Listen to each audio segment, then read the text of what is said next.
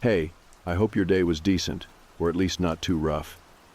Wherever you're listening from, maybe your bedroom, maybe your car, maybe somewhere you're not even sure how to describe, I'm glad you're here. Welcome to Nighttime Stories. This is where we talk about the strange stuff, the things people don't always say out loud, the kind of stories that stick with you when everything else goes quiet. If that sounds like your kind of thing, feel free to subscribe. No pressure, just a place for people who like the darker side of things.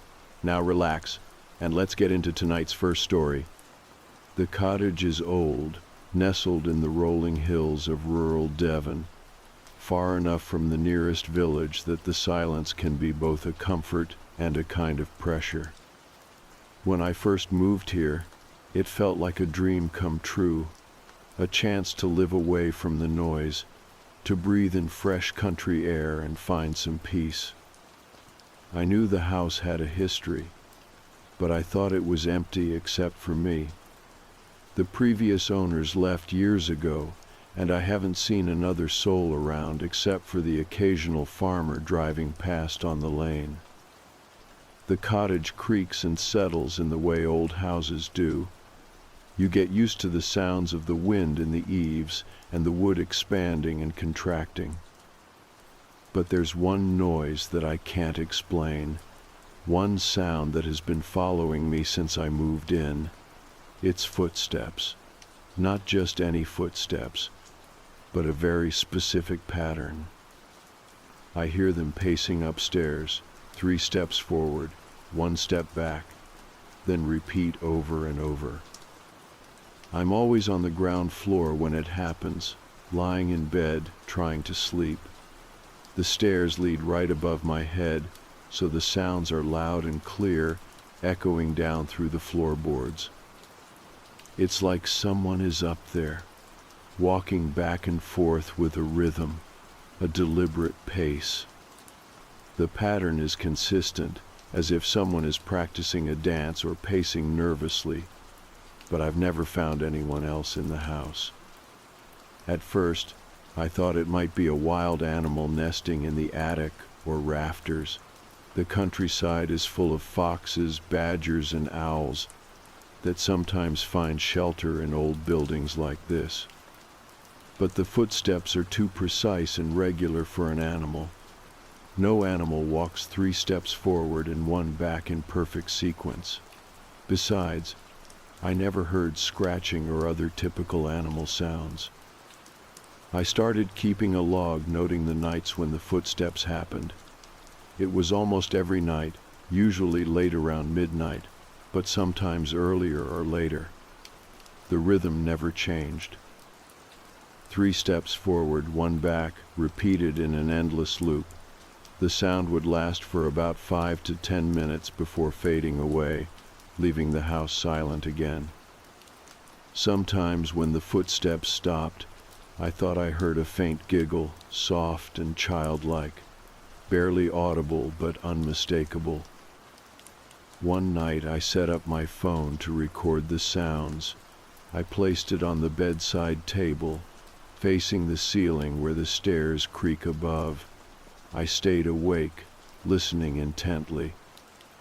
At around 1:30 in the morning, the footsteps began, the familiar 3 steps forward, 1 back, steady and clear.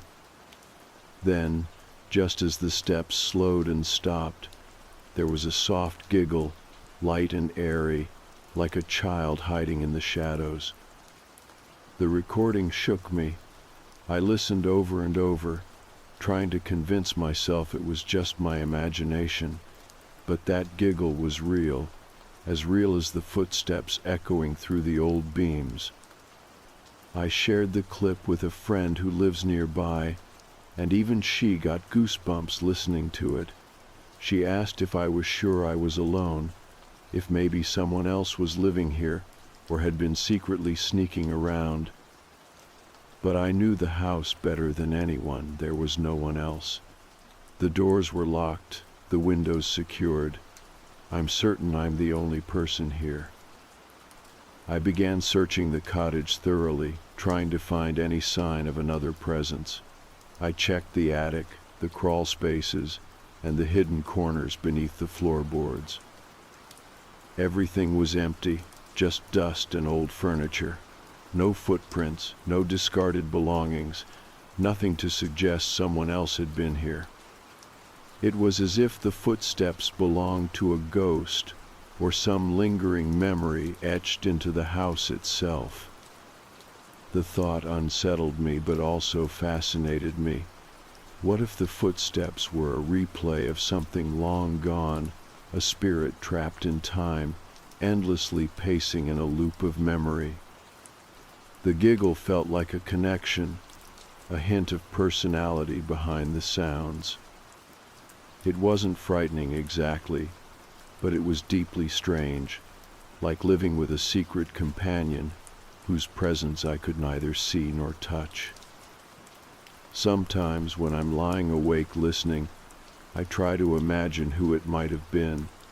A child playing, a restless soul, someone who once lived in this house and left a piece of themselves behind. The cottage feels alive with stories, and the footsteps are a part of that ongoing narrative. I don't know if I will ever find out the truth about the footsteps above, but for now they are a part of my nights here, rhythmic and steady, a ghostly dance echoing through the beams and whispering of a past that still lingers. The footsteps continued night after night, like a slow, deliberate heartbeat, echoing through the wooden beams above my bedroom. I tried to settle into a routine, reminding myself that old houses make all sorts of noises, that the wind rattling the windows or a branch brushing against the roof could cause creaks and knocks. But the footsteps were different. They were too measured, too consistent. The 3 steps forward, 1 step back pattern repeated again and again, never wavering in tempo or rhythm. I began keeping a notebook beside my bed, jotting down the nights and times the footsteps appeared. It was almost like clockwork, though there were occasional nights when the house was silent. Usually the pacing started just before 1 in the morning and lasted for about 10 minutes. After the footsteps ended, the quiet would stretch out, heavy and thick, only broken by that faint, soft giggle I sometimes heard, just as the sounds faded away.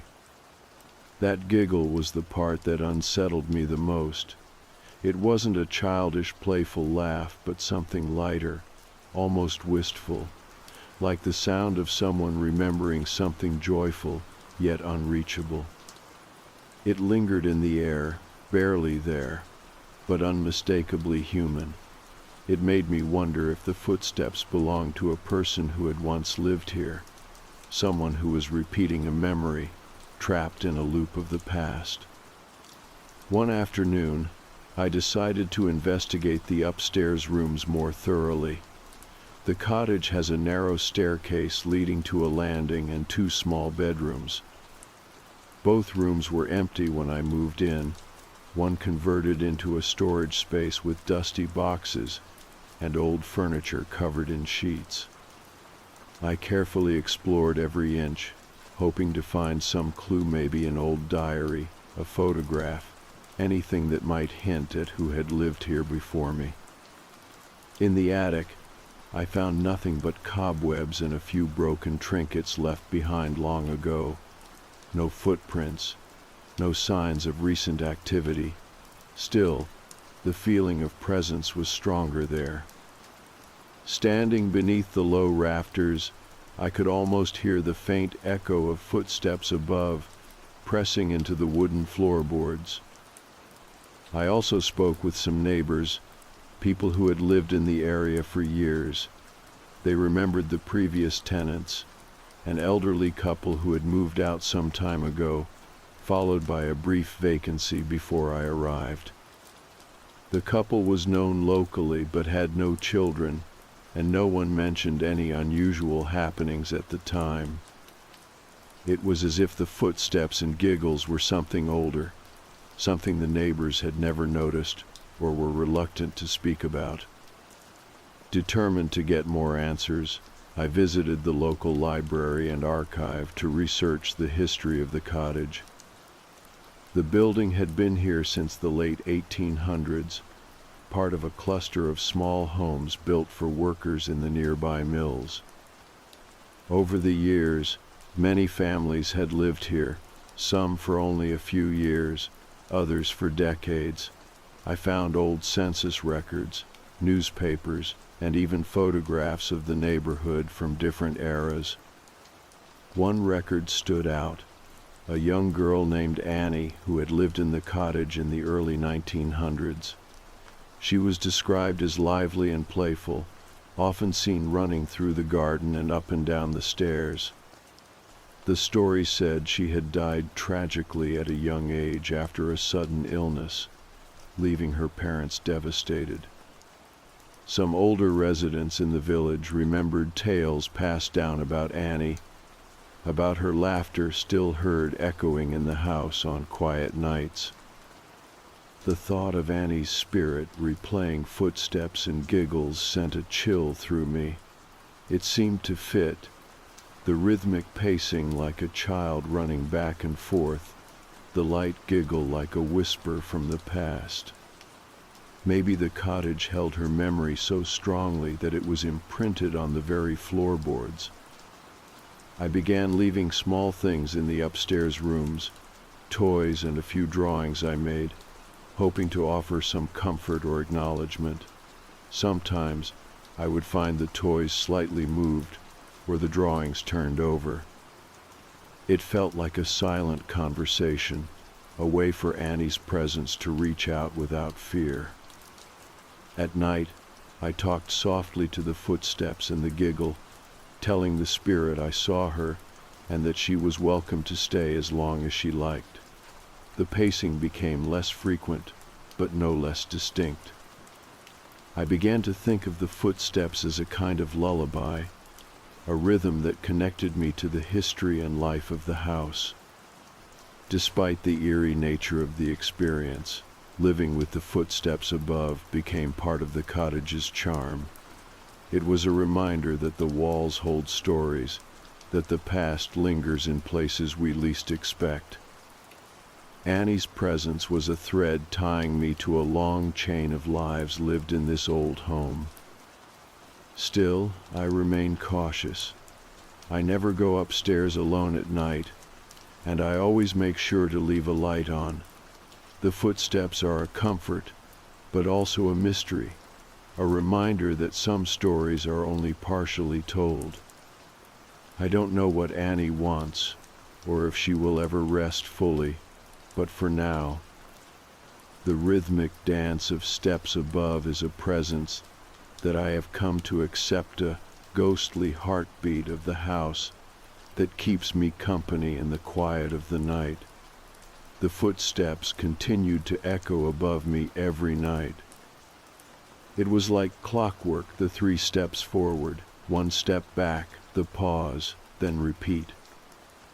I began to feel as though the sound was less of a mystery and more of a companion, an unseen presence pacing the floorboards in time with my own breathing. But there was always that strange mix of comfort and unease. Knowing the footsteps were there made me feel connected to the history of the cottage, yet I could not shake the feeling that something remained unresolved. I found myself thinking more and more about Annie, the girl who once lived here. The record of her life was brief and filled with sadness. A lively child, taken too soon by illness, leaving behind only memories and whispers that seemed to seep into the very walls. It was heartbreaking to imagine her running up and down the stairs, the echoes of her youthful energy lingering after all these years. The rhythmic footsteps and soft giggle now made sense as remnants of her presence, perhaps repeating moments she once cherished. The idea of Annie's spirit replaying her past intrigued me. Could a memory be so strong that it imprinted itself on the house, playing on a loop like an old record? Was the cottage a kind of time capsule, holding on to fragments of the lives it had sheltered? I didn't know the answer, but I felt drawn to explore this connection further, to understand the story behind the footsteps and the giggle that haunted my nights. One afternoon I decided to clean the upstairs rooms thoroughly. The furniture was covered in dust and cobwebs, and the air smelled of aged wood and forgotten years. As I worked, I found a small box tucked away in a corner. Inside were faded photographs and yellowed letters, fragile with age. They belonged to a family who had lived here long ago. Among the photos was one of a young girl, her smile bright and eyes full of life, Annie. The letters revealed a glimpse into the family's life. They spoke of happiness and hardship, of a daughter taken too soon, and of parents struggling to come to terms with their loss. There was a tenderness in the words, a love that transcended time. Reading these, I felt closer to Annie, as if I was holding a piece of her story in my hands. That night, I sat on my bed and read aloud from one of the letters, hoping the spirit might hear. The footsteps began their familiar pattern, gentle and steady above. As I finished the letter, a soft giggle echoed down to me, warm and clear. I smiled, feeling a connection that went beyond fear or curiosity. The next day, I started leaving small gifts in the upstairs rooms, a simple doll, a bouquet of wildflowers picked from the garden, and even a handmade card with a drawing of a sunny day. These were offerings of kindness, gestures of acknowledgement for the presence I felt so strongly. Sometimes I would find the gifts slightly moved or arranged differently, subtle signs that Annie was interacting in her own way. Despite these small moments of peace, the footsteps still carried a weight. It was as if the spirit was caught between worlds, replaying fragments of a life that had ended too soon, unable to move on completely. I felt a responsibility to help, to find a way to bring closure to this restless energy. I reached out to a local historian and paranormal expert, someone who had experience with old houses and lingering spirits. She came to visit the cottage, walking through the rooms with a quiet reverence. She explained that it was common for spirits tied to strong emotions to remain, replaying moments of significance. The repetitive footsteps could be a loop of Annie's last memories, or a comforting routine she held on to. Together, we prepared a small ritual to honor Annie's memory and offer her a chance for peace. We lit candles, said words of compassion, and spoke directly to the spirit, inviting her to find rest beyond the house. As we did, the footsteps began slowly, steady but softer, as if the spirit was listening. Then the pacing gradually faded, the silence settling like a gentle sigh over the cottage. In the days after, the cottage felt lighter. The heavy presence lifted, replaced by a quiet warmth. The footsteps no longer echoed above my bed, and the giggle was heard only in my dreams. Momo seemed calmer, no longer startled by unseen noises.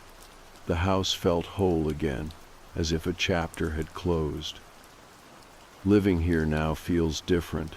The cottage is filled with history and memory, but no longer burdened by restless echoes. Annie's story remains a part of this place, a gentle reminder of life's fragility and the ties that bind us across time. I carry her story with me, grateful for the connection and the peace we found together. The footsteps may have stopped, but the spirit of the house lives on in the creak of the floorboards, the whisper of the wind, and the stories told in the quiet moments before sleep. And sometimes, when the night is still and the world fades away, I feel a presence beside me, warm and familiar, as if Annie's laughter still dances through the beams above. The cottage seemed to breathe with a new kind of calm after the footsteps finally stopped. Nights were quiet, the weight of unseen pacing lifted like a fog clearing from a morning field. I still felt the presence of those who had come before me in subtle ways, a faint scent of lavender or wood smoke drifting through the halls, the soft creak of floorboards where no one stood, but these signs brought comfort rather than fear. The house felt alive with memory, but it no longer pressed against me with that heavy sense of longing and unrest. Living here in rural Devon, away from the noise and rush of city life, gave me plenty of time to reflect. I thought a lot about Annie, the young girl whose life had touched this place so long ago. Her story stayed with me, haunting in its brevity, but vivid in the glimpses I'd caught through old letters and photographs. I imagined her playing in the garden, running up and down the stairs, her laughter echoing softly on summer afternoons. Knowing that a part of her had lingered here, through footsteps and giggles, made me feel less alone. I found myself drawn to the local village more often. The people were friendly but reserved, the kind of place where everyone knew each other's stories, but didn't always share them openly. I visited the small library and museum, asking about the history of the cottage and its former residents. The librarian pulled out dusty ledgers and photographs, helping me trace the families who had lived in the house through the decades. She told me that the cottage had always been a home for working families, mill workers, farmers, and artisans who built their lives in the surrounding countryside. The walls had witnessed births and deaths, celebrations and sorrows. It was a place where joy and grief mingled, where every creak and whisper was a fragment of a larger story.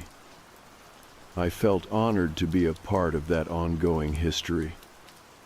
One afternoon, I came across a stack of old letters tucked away in the museum archives. They were correspondence between Annie's parents and distant relatives, filled with worries and hopes, plans for the future that were never realized. Reading them, I felt the weight of their loss and the strength of their love. The letters spoke of a family trying to hold on to each other despite the heartbreak of losing a child. It was a reminder of the resilience of the human spirit. Back at the cottage, I continued my small rituals of remembrance. I tended the garden, planting wildflowers that Annie might have loved. I left small offerings upstairs, a doll here, a painted stone there, tokens of acknowledgement and care. I spoke to the empty rooms, telling Annie's story aloud, as if sharing it with an old friend. Sometimes, when the light caught the corner of a room just so, I thought I could see a flicker of movement, like a shadow dancing in the periphery. The nights grew longer and colder with the changing seasons. I found warmth in the simple routines, lighting the fire, brewing tea, listening to the wind whisper through the trees. The cottage felt like a sanctuary, a place where the past and present intertwined gently. The footsteps that had once echoed through the house were now part of its silent memory, a rhythm that had found its rest. Sometimes when I lay in bed in the stillness before sleep, I imagined Annie's laughter carried on the breeze, playful and light. The giggle that had once startled me now seemed like a lullaby, a gentle song that reminded me that even in loss there is beauty. The cottage was not just a building but a keeper of stories, a guardian of souls who had called it home. I thought often about the thin veil between worlds, about how the past can reach out in unexpected ways. The footsteps above were not a haunting, but a message, a reminder that love and memory endure beyond time and space. That sometimes the most profound connections are the ones we cannot see but only feel. Living here taught me to listen to the quiet, to the unseen, and to the stories whispered by old walls. The cottage became a place of healing, a space where the living and the departed shared a delicate harmony. And in that harmony, I found peace. As I write this now, the house is quiet, bathed in the soft glow of a winter afternoon. The garden outside is bare, but waiting for spring. Inside, the fire crackles gently, and Momo snoozes by the hearth, content and calm. The footsteps above are gone, but their echo remains a heartbeat in the history of this home. And sometimes, when the wind shifts just right, I swear I hear a faint giggle, carried softly through the beams, reminding me that some stories never truly end. They live on in the spaces between, in the warmth of remembered laughter, and in the footsteps that once danced above my bed. After the footsteps stopped and the house seemed to settle into a quiet peace, I found myself reflecting on everything that had happened in the months since I moved in. The cottage, which once felt like just a quiet retreat, had become a place layered with memories, stories, and connections that stretched across time. Annie's presence lingered softly, like a gentle whisper in the walls, reminding me of the fragility and beauty of life. I started to understand that the cottage was more than just a home, it was a living archive of the people who had passed through, their joys and sorrows embedded in the wood and stone. I continued visiting the local village regularly, building relationships with the people who had lived here for generations. Their stories gave depth to the history I had uncovered in archives and old letters. One afternoon, an elderly woman invited me to her home to share her memories of the neighborhood. She spoke of a vibrant community, of children playing in the fields and families gathering for celebrations. She remembered Annie as a bright and curious child, full of energy and laughter. Her stories painted a picture of life that was both ordinary and extraordinary, a tapestry of moments that made the cottage feel alive. Back at the cottage, I worked on restoring parts of the garden, planting flowers and herbs that were mentioned in some of the old letters and records. It felt like a way to honor the past and create something new, a bridge between then and now. Momo seemed to enjoy the garden too, often lounging in the sun or chasing the occasional butterfly. The house was filled with life, light, and warmth, a stark contrast to the eerie nights I had first experienced. One evening, I found myself sitting in the attic room, the space where I had first felt Annie's presence most strongly. The air was cool and still, the fading light casting long shadows across the floorboards. I opened the window just a crack to let in the fresh country air and sat quietly, listening. For a moment, I thought I heard a faint sound, perhaps a giggle or the patter of footsteps, but when I looked around, there was nothing. I smiled softly, feeling the connection still there, subtle and comforting. I started writing again, inspired by the stories and memories that had unfolded around me. My journal filled with reflections on life, loss, and the invisible threads that connect us all. Writing became a way to process the experience, to keep Annie's story alive, and to explore the ways in which places hold the echoes of those who have lived there before. It was a personal journey, one that deepened my appreciation for the cottage and the history it carried. Despite the peace that had settled over the house, I sometimes found myself thinking about the unknown. What if the footsteps had been something other than a memory? What if there were still mysteries hidden in the corners of the cottage, waiting to be uncovered? The thought was both thrilling and humbling. I realized that some things are meant to remain just beyond our understanding, a reminder of the vastness of life and the many stories that weave through it. Living in the cottage also taught me about patience and presence. I learned to listen deeply, not just to sounds, but to the atmosphere, the subtle shifts in energy that hinted at stories beneath the surface. It was a practice in mindfulness, a way to honor the past while embracing the present. The footsteps above had been a catalyst for this awareness, a reminder that every place has a story, and sometimes those stories reach out to us in unexpected ways. I continued to care for the cottage with a sense of stewardship. Repairs were made carefully, respecting the original character and history of the building. I found joy in simple tasks, tending the garden, lighting the fireplace on cold evenings, and enjoying quiet mornings with a cup of tea and a book. The cottage became a sanctuary not just from the outside world, but from the rush and noise of modern life. Friends who visited often commented on the warmth and charm of the place, sensing the history that filled it. I shared some of Annie's story with them, not as a ghost tale, but as a story of connection and remembrance.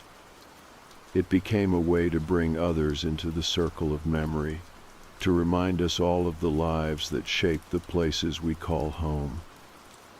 As the seasons turned, the garden bloomed with new life. Wildflowers nodded in the breeze, and the scent of herbs filled the air. Momo chased shadows and basked in the sun, content and peaceful. The cottage, once heavy with mystery, had become a place of light and hope.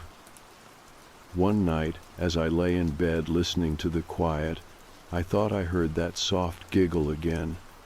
It was faint and fleeting, a sound carried on the wind through the open window.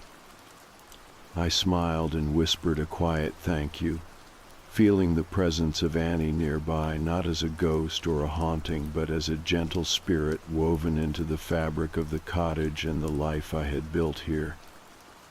The footsteps above may have faded into silence, but their story lives on in the garden, in the memories shared, and in the quiet moments when the past and present meet. The cottage is a home filled with history and heart, a place where stories are remembered and love endures.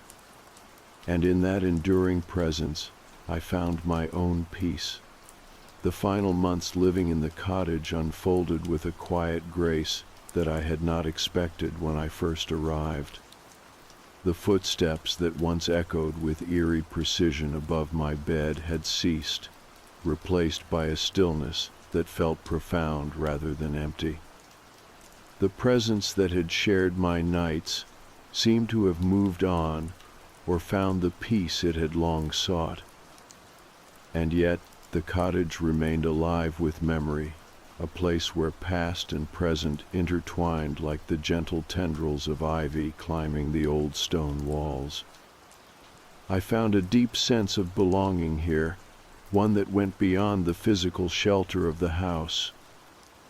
It was a connection to the stories etched into the very fabric of the place, to the lives that had breathed and loved and lost within these walls. Annie's story in particular became a part of my own, a reminder of the fragility of life and the resilience of the spirit. In the garden, the wildflowers I planted flourished, their bright faces turning toward the sun. I often sat among them, feeling the warmth of the earth beneath my fingers, the whisper of the breeze through the leaves. It was a place of renewal, growth, and hope. I thought about Annie running through these same gardens long ago, her laughter mingling with the song of the birds. The cottage had taught me patience and presence. I learned to listen not just with my ears, but with my heart to the subtle rhythms of the world around me. The footsteps above were no longer a source of fear, but a symbol of connection, a reminder that the stories of those who came before continue to shape us in unseen ways. On clear nights, when the stars shone bright overhead, I would stand by the window and gaze out into the dark fields. The air was crisp and still, carrying the scent of earth and wood smoke. Sometimes in the quiet, I thought I heard a soft giggle carried on the wind, a gentle echo of Annie's spirit, free and at peace. I documented my experiences in a journal, hoping that someday someone else might find comfort in these words. I wrote about the footsteps, the giggle, the sense of presence, and the journey from fear to understanding. It was a story of loss and love, of mystery and healing, a testament to the enduring power of memory. The neighbors remained kind and welcoming, sharing stories and passing on small tokens of the village's history. Their warmth made the cottage feel even more like home, a place where the past was honored and the future embraced. As winter turned to spring, I felt a renewed sense of purpose. The cottage was no longer just a refuge, but a place of life and light. The footsteps that once filled the nights with uncertainty had given way to silence, and in that silence I found peace. Momo, my steadfast companion, continued to explore the garden and nap by the fire, a quiet witness to the passage of time. His calm presence was a reminder that life goes on, that joy and sorrow weave together in the fabric of existence. The house stood firm, a guardian of stories and memories. Its walls held the laughter of children, the whispers of secrets, and the steady beat of footsteps that once echoed above my bed. Those echoes were now part of the cottage's soul, a timeless dance between the seen and unseen. In the end, the story of the footsteps above was not one of fear or haunting, but of connection and remembrance. It was about a young girl named Annie, whose spirit lingered in love and light. It was about a home that held onto its history with gentle care, welcoming those who came after. And it was about me, a stranger who became part of that story, carrying forward the legacy of life and memory. The footsteps above may have faded into the past, but their rhythm continues in the heart of the cottage and in the quiet moments when the world feels full of wonder. This is where the story finds its rest, a chapter closed with grace and peace, a tale of footsteps, laughter, and the enduring bond between past and present. And as the seasons turn and the cottage stands under the wide Devon sky, I know that the stories it holds will live on, whispered softly in the breeze and carried in the hearts of those who listen.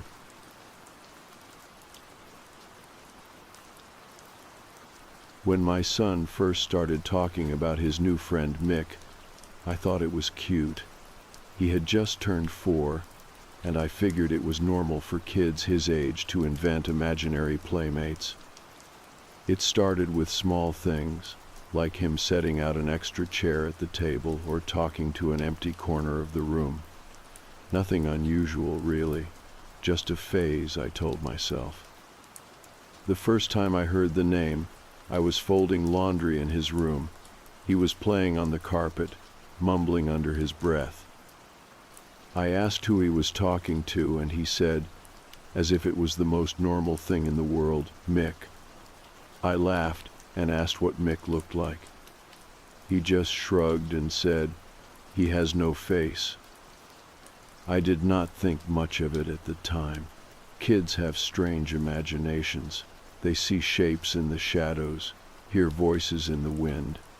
I figured he had just picked the name out of nowhere. But then he started repeating things Mick said, little phrases that stuck in my mind because they felt too precise, too adult. One night, as I was putting him to bed, he looked up at me with those big blue eyes and said, "Mick wants you to come back outside." The way he said it made my skin crawl. Calm, matter of fact, like it was just a normal bedtime request. "Why does Mick want me to come outside?" I asked, trying to keep my voice steady. He just shrugged and rolled over, pulling the blanket up to his chin. I did not sleep well that night. I kept turning the phrase over in my mind. "Come back outside." It echoed in the quiet, familiar and wrong at the same time. When I was in college, I had a stalker, a man I barely knew, who followed me home from class one evening and would not leave me alone after that. He would stand outside my apartment building at night, calling up to my window. He said the same thing over and over, like a twisted mantra. "I will wait outside until you are alone."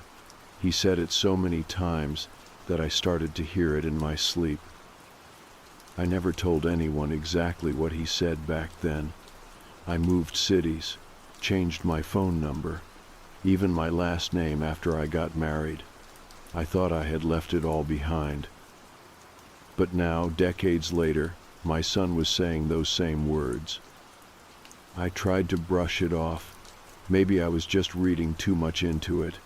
Kids pick up on stray phrases from TV, from other kids at the park. But the more I listened, the more uneasy I felt. One morning, over breakfast, I asked my son, "What does Mick like to do?" He looked up from his cereal and said, "He likes to stand by the door. He says he is waiting." My hands froze around the mug of coffee. Waiting for what? He tilted his head like he was listening to someone I could not see. Then he said, "Waiting for you to come back outside." That was the moment I stopped pretending this was all just in my head. I started paying more attention to the things my son was saying. Every time he mentioned Mick, I wrote it down. The phrases were always similar. "Mick wants you to come outside. Mick says he will wait for you. Mick says he knows you remember." One afternoon, I found him standing at the front door staring through the glass. When I asked what he was doing, he said, "Mick said he is on the porch." I flung the door open, heart racing. There was no one there, just the empty yard, the quiet street. My son did not look surprised. He just said, "He is there, Mommy. You cannot see him, but he sees you." That night, I dreamed about the man from college.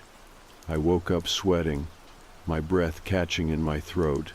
I had not thought about him in years, not really, but now the memories came flooding back. The way he would stand in the shadows, the way he would whisper my name like it belonged to him. I started locking the doors more carefully. I checked the windows twice before going to bed.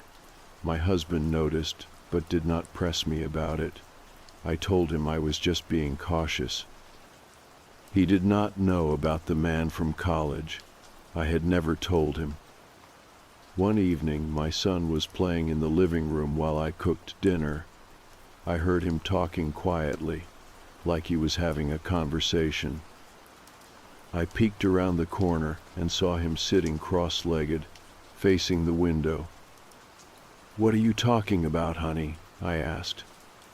He did not turn around. "Mick says he likes your hair down. He says you looked pretty that night." I felt my stomach twist. My hair. I used to wear it long in college, always down. That was the way he liked it. He said it once when he cornered me in the library, his eyes fixed on my hair like it was something he owned. My son could not possibly know that. No one did. I sat down on the couch, trying to keep my voice calm. "What night, sweetheart?" He turned to me then, his expression blank. "Mick says, you know." I did not have an answer. I just sat there, listening to the quiet tick of the clock on the wall. The air felt too heavy, like the walls were pressing in. That night, after my son was asleep, I stood at the front window, looking out at the darkness. I could not see anything unusual, but I could not shake the feeling that someone was out there, standing just beyond the glow of the porch light. I did not know what to do. Part of me wanted to believe it was just my past creeping back in, memories tangled up with the way kids say the strangest things. But another part of me, smaller, quieter, wondered if it was more than that.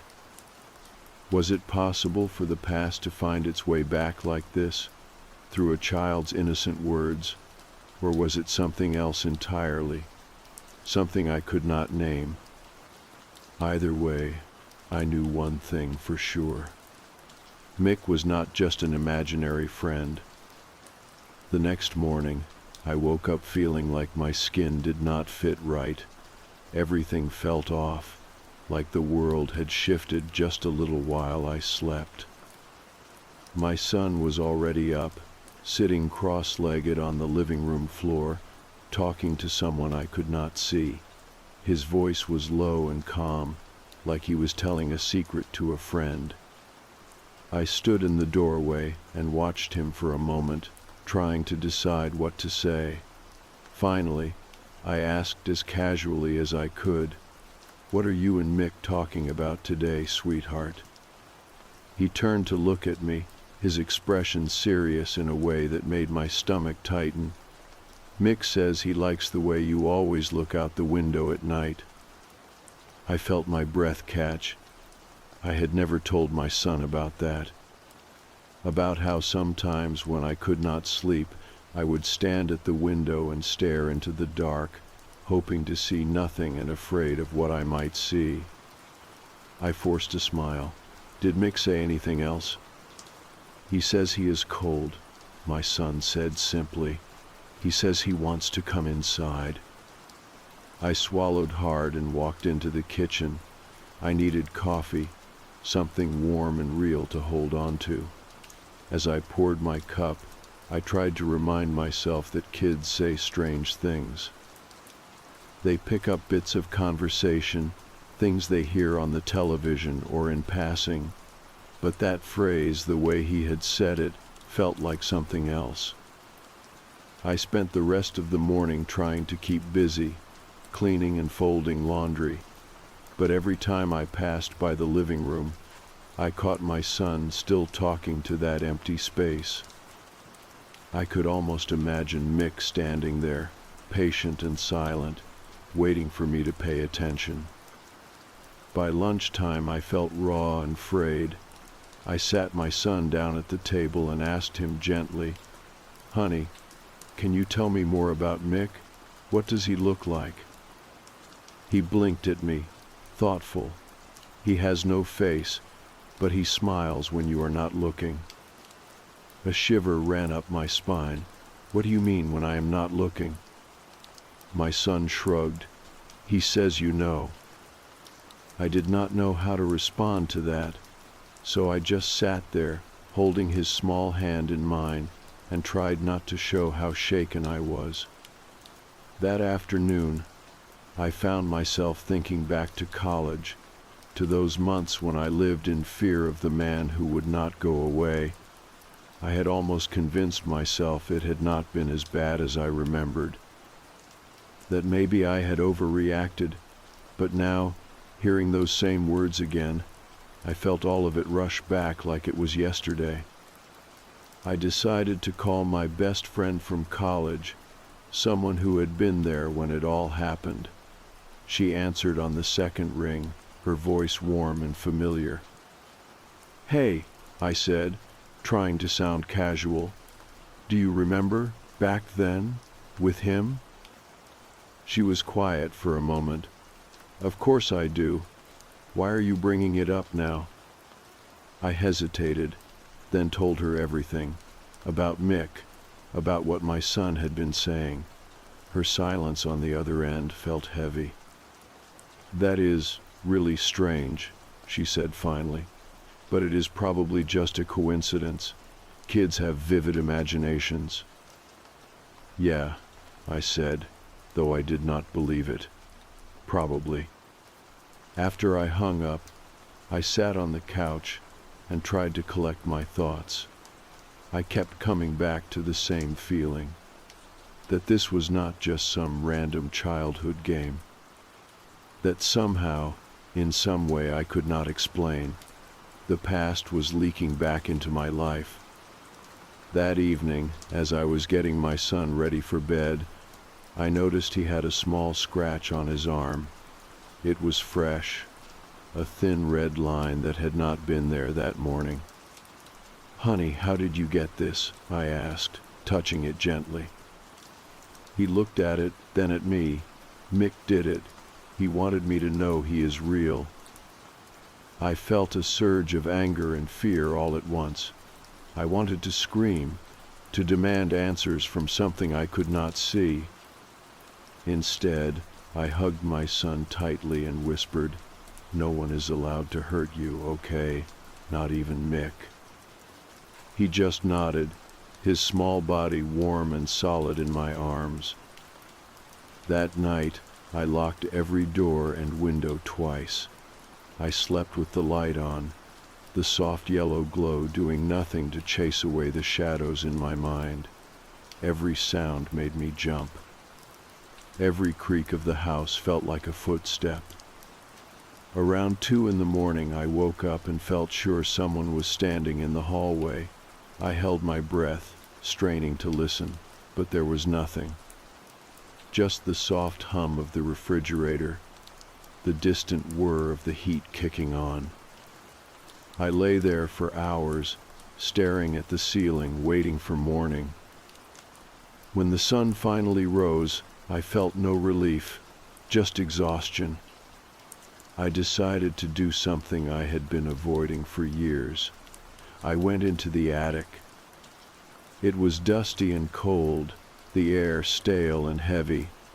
Old boxes, forgotten furniture, the smell of mothballs and wood rot. I stood there, my flashlight sweeping the corners. Nothing but shadows and memories. But as I turned to go, I noticed something that stopped me cold. In the dust on the floor, there were footprints, small like a child's, and bigger ones beside them. I could not tell how fresh they were, but they were there. I climbed back down, my hands shaking. My son was in the kitchen, eating cereal, his eyes bright and innocent. "Did you go up there?" I asked, trying to keep my voice steady. He shook his head. "No, Mommy, Mick doesn't like the attic." I felt a chill in the center of my chest. I did not know what to think anymore. I wanted to believe it was all in my head, that this was just a phase, a child's imagination mixed up with old fears. But every time I looked at my son, I saw something in his eyes that made me wonder. Maybe it was not just imagination. Maybe Mick was real. I woke up early the next morning with a sense of dread pressing down on my chest like a heavy blanket. It had been there for days now, an ache I could not shake no matter how many times I tried to tell myself it was all in my head.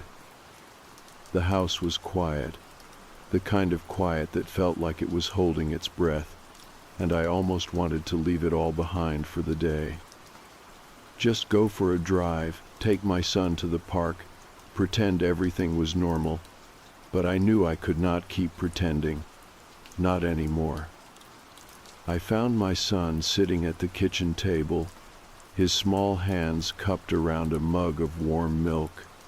He looked up at me with that wide-eyed innocence that only made everything worse. "Mick says he likes the smell of the house," he said in a sing-song voice, like he was sharing something funny. I forced a smile and sat down across from him. "What else did Mick say?" I asked, my voice softer than I intended. He thought for a moment, his little forehead scrunched up in concentration. "He says he misses how quiet it was before we came. He liked it better that way." The words sent a shiver down my spine. I tried to brush it off, to remind myself that kids pick up on things adults forget they have said out loud.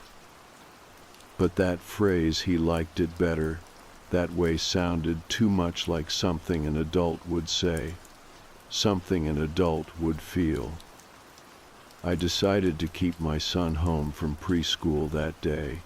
I told myself it was because I wanted to keep him close, but the truth was, I did not trust what he might say to his teachers if they asked about Mick. I did not want them to look at me with pity or suspicion, like I was the one who needed help. We spent the morning baking cookies, the warm, sweet smell filling the house. It felt good, grounding. But every time I looked at my son, I could see that flicker of something else in his eyes. Something older than a child should ever be. After lunch, I sat him down with a coloring book and went upstairs to the attic. I could not explain why, but I felt drawn to it, like if I could just see it again in the light of day, it might make more sense. The attic was as musty and still as before. I ran my fingers along the old wooden beams, feeling the splinters catch at my skin. I checked every corner, every shadow, but there was nothing there. No sign of life, no sign of Mick, but the footprints I had seen yesterday were gone, wiped clean like they had never existed at all. I stood there for a long time, listening to the quiet. I wanted to believe it was just my mind playing tricks on me, old memories resurfacing in the voice of my son's imaginary friend. But deep down, I knew it was more than that. I could feel it in the walls, in the way the house seemed to shift around me. I climbed back down, my hands shaking. My son was still at the table, humming to himself as he colored. "Did you find him?" he asked without looking up. I forced a laugh. "Who, honey?" He glanced at me then, his eyes too calm. "Mick. He says he likes it when you look for him." I did not know what to say to that. I just sat down beside him and watched him fill in the lines with bright, happy colors that felt completely out of place. That night I could not sleep. I lay awake listening to every creak and sigh of the old house. Around 3 a.m, I heard it again, a soft, deliberate tapping sound, like fingers drumming lightly against the wall. I got up and followed the sound to the hallway. It was coming from the attic hatch. I stood there, my heart thudding so loud I was sure it would wake the whole neighborhood. I wanted to run back to bed, to pull the covers over my head and pretend it was just the wind. But I forced myself to stand there and listen. The tapping stopped, and for a moment there was nothing but the sound of my own breathing. Then, so soft I almost thought I imagined it, a voice, my son's voice. "Mommy, Mick says it is time to come back outside." I stumbled back into my room, my hands pressed over my mouth to keep from screaming. My son was asleep in his bed, his face peaceful and soft in the glow of the nightlight. But I knew what I had heard. I knew it was not a dream. The next morning I called my old therapist. I had not spoken to her in years, not since college, but I needed to hear a calm voice, someone who would not think I was losing my mind. She listened patiently as I told her everything. About Mick, about the words my son had been repeating, about how it all sounded like the things the man from college used to say. "It is possible," she said gently, "that your son is picking up on your anxiety. Children are sensitive to the fears of the adults around them." "I know," I said, my voice shaking. "But what if it is more than that? What if he is, I do not know, channeling something, someone?" There was a pause. "It is not impossible," she said, "but it is also possible that you are remembering things in a new light because of your son's words. Trauma has a way of echoing forward." I hung up feeling no more settled than before. The idea that it was all in my head was almost worse than the idea that it was real. That evening, I found my son standing at the window staring out into the dark. His breath fogged up the glass, and for a moment he looked so small and vulnerable that it made my heart ache. "Honey, what are you looking at?" I asked. He turned to me slowly. "Mick says he is right outside. He says you will see him soon." I felt the blood drain from my face. I pulled him away from the window and held him close, trying to keep my hands from shaking. But all I could think was that I had spent years trying to bury the past, to keep it locked away where it could not hurt me. And now it was back, wearing the voice of my son's imaginary friend. That night, I did not sleep at all. I sat in the living room with every light on, the house quiet around me. My husband had fallen asleep on the couch earlier in the evening, tired from work and the weight of everything we had been carrying these past few weeks. I did not wake him. I could not bear to pull him into this heaviness when he was finally getting some rest. My son was asleep in his bed, his small body curled up under his blankets. I checked on him every hour, just to be sure. Each time I found him safe and still breathing, I felt a moment of relief that was quickly replaced by a deeper fear.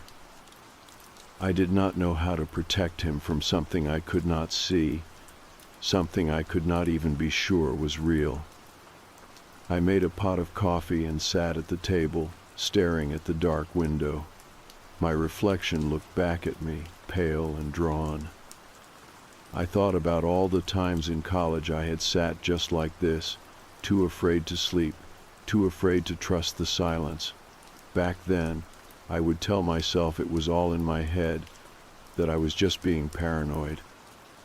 But now, the words my son was repeating were like echoes of those nights, and I could not pretend anymore. Around 3 a.m, I heard a noise. It was soft, a whisper of movement from upstairs. I held my breath, listening. It came again, the creak of a floorboard, then the sound of something brushing lightly against the wall. I stood up, the chair scraping against the floor, and for a moment I thought about waking my husband. But I did not. I needed to see it for myself. I moved slowly, each step careful and quiet. The sound was coming from the attic. I stood at the bottom of the pull-down ladder, my hand hovering over the rope. My heart was pounding so hard it felt like it might crack my ribs. I took a deep breath and pulled the ladder down. It unfolded with a groan that seemed to echo through the house. I climbed up, one rung at a time, until my head was level with the attic floor. I swept the beam of my flashlight around the space, half hoping to see nothing at all.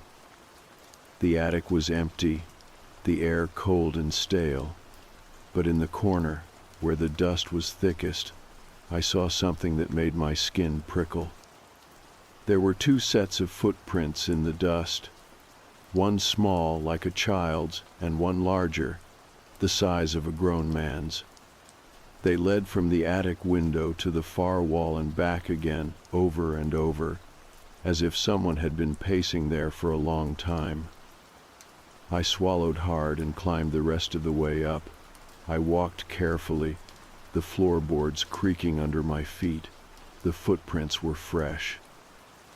I could see where the dust had been disturbed, the clear outline of bare feet. My hands were shaking so badly I could barely keep the flashlight steady. I whispered, "Mick, are you here?" My voice sounded small and hollow in the dark. There was no answer, just the silence pressing in around me. I backed away and climbed down the ladder, closing the hatch as quietly as I could. My legs felt weak, and I had to grip the banister to steady myself as I made my way back to the kitchen. My husband stirred as I sat down again, blinking sleepily. "You okay?"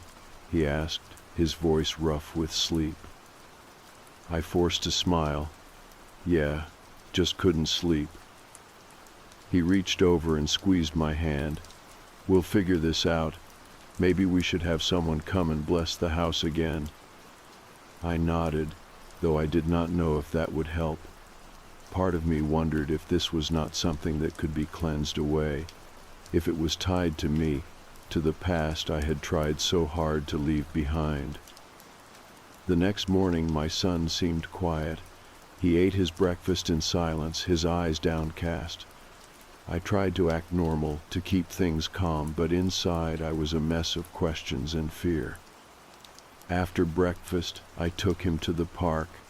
I thought the fresh air and the sight of other children might help. He played quietly, building a small tower of stones by the edge of the sandbox. I watched him, every movement, every glance over his shoulder. When we got home, I found a drawing on his bedroom floor. It was of our house as usual, but this time there was no attic window. Instead, the figure was standing by the front door, his hand raised in a wave. Beneath it, in my son's careful handwriting, were the words, "He is almost here." I felt a wave of nausea and had to sit down. My son came over and laid his small hand on my knee. "It's okay, Mommy," he said softly. "Mick says he just wants to say hello." I wanted to tell him not to talk to Mick anymore, not to listen to him, but the words stuck in my throat. I did not want to scare him. I did not want to make him feel like he was responsible for the fear that was choking our house. That night, I did not sleep at all. I sat in the living room again, the lights on, the coffee growing cold beside me. Around midnight, I heard the front door creak softly. I froze, listening. It was not the wind. It was the slow, careful turn of a doorknob. I stood up and walked to the hallway, my heart thudding so hard I could barely hear anything else. The door was still locked, but the handle was turned slightly, as if someone had tried it. I pressed my hand to the cool metal, feeling the faint echo of warmth. Someone had been there. I went back to the kitchen and waited.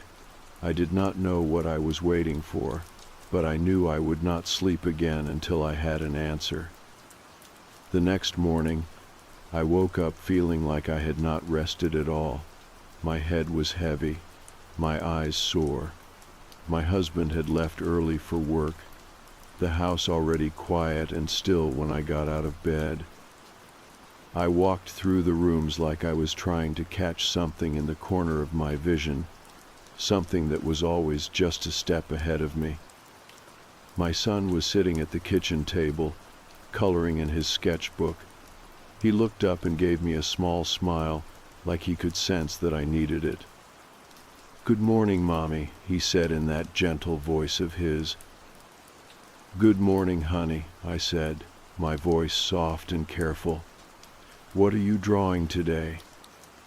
He held up the paper. It was another picture of our house, but this time the figure was inside, standing in the living room. The words beneath it read, "He is here." I tried to keep my face calm, but my hands were shaking as I took the paper from him. "What does Mick say now?" I asked, almost afraid of the answer. "He says you are ready," my son said simply. "He says he has been waiting a long time." I felt the air leave my lungs like I had been punched. I sat down at the table and looked at my son, really looked at him. His small face, the soft curve of his cheek, the way his hair fell into his eyes. He was just a child, but his words carried an echo of something older, something I could not name. I decided I needed to know more. I needed to understand what was happening, even if I did not want to believe it. That afternoon, while my son was napping, I went into the attic again. The air was cold and still, the dust dancing in the beam of my flashlight. I walked slowly, my fingers trailing along the old wooden beams. I was looking for something, though I did not know what. A sign, a message, anything that might explain why this was happening now, after all these years.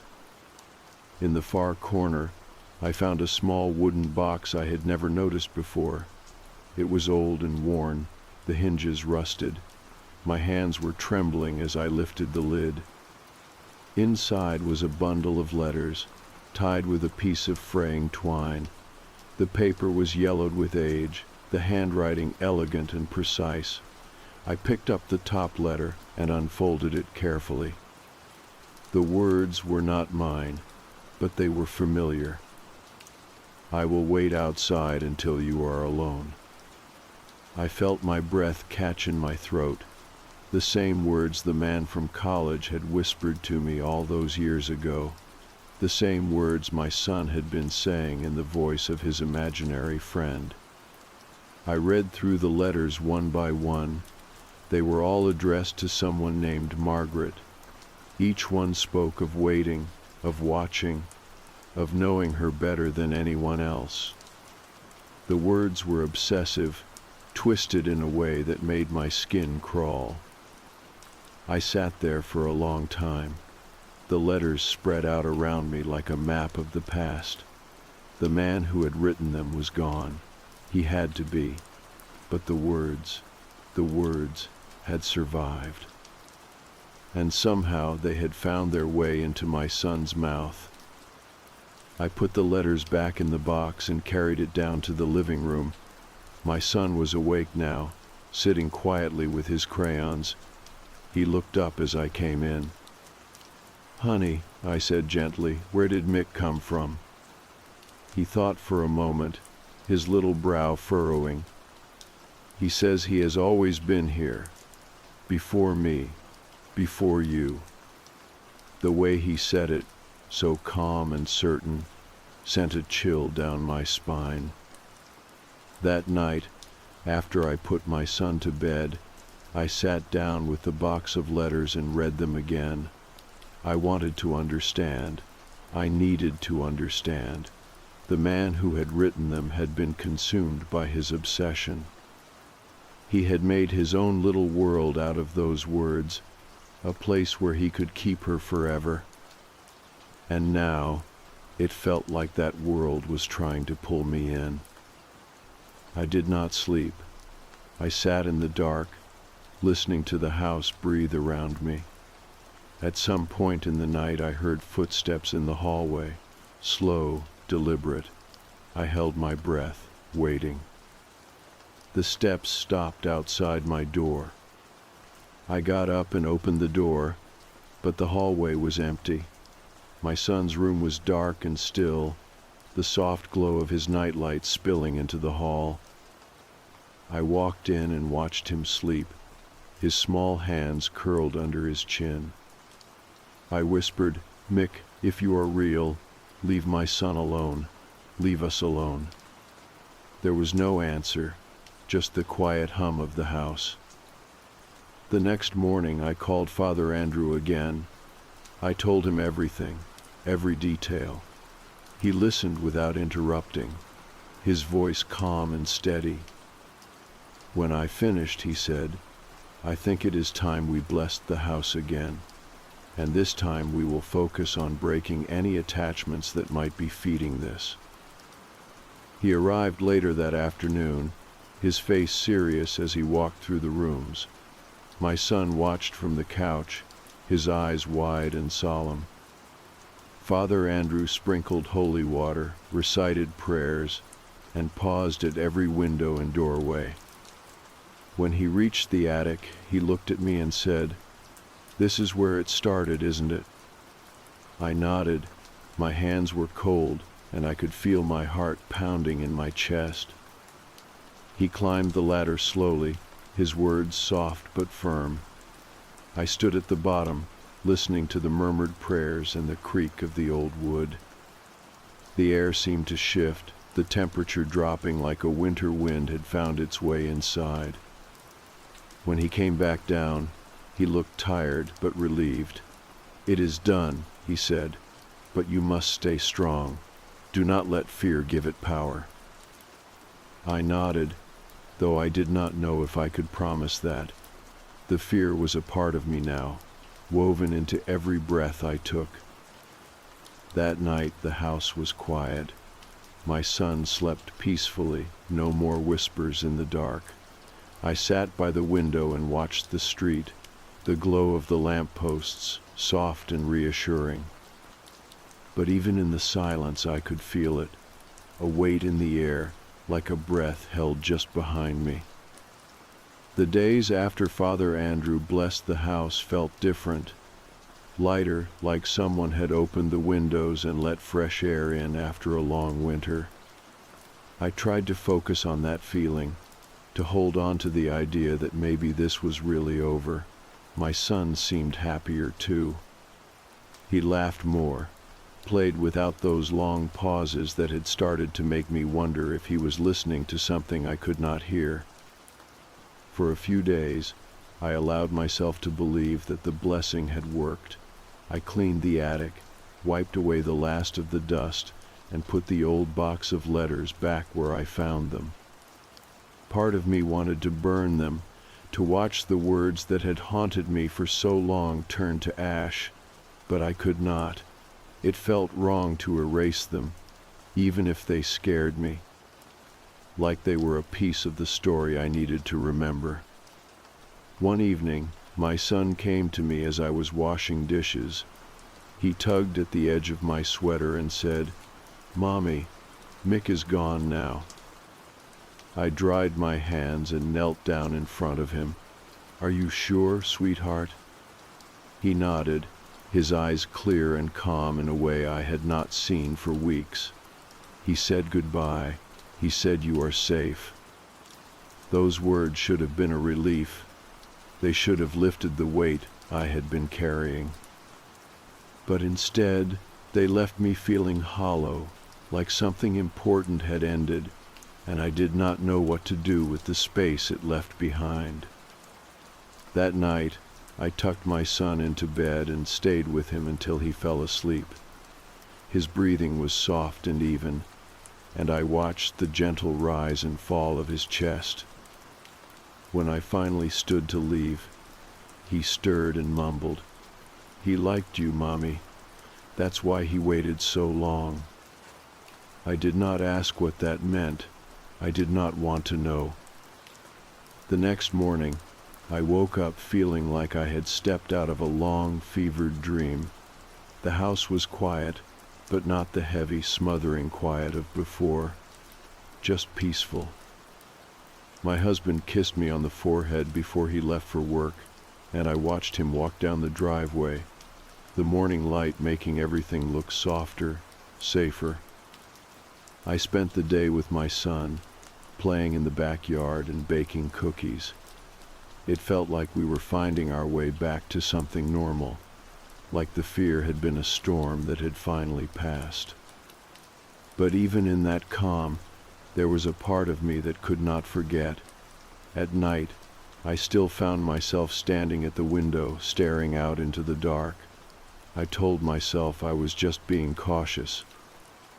But I think deep down, I wanted to see for myself that there was no one out there.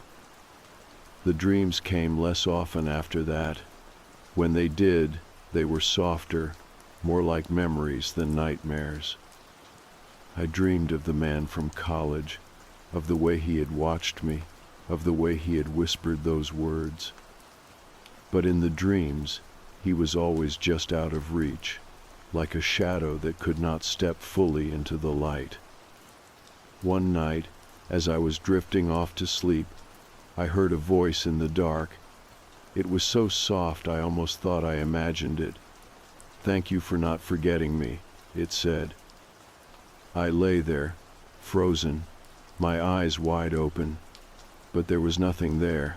No footsteps, no cold breath on the back of my neck, just the quiet hum of the house around me.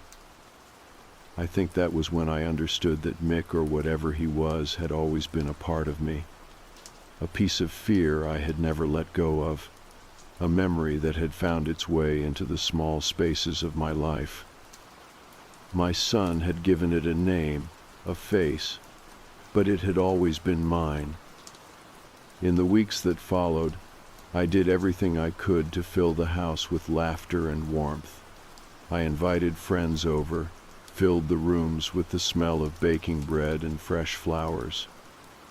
I wanted the walls to remember the sound of joy instead of whispers. I did not tell anyone else about Mick, about the drawings, the footprints in the attic.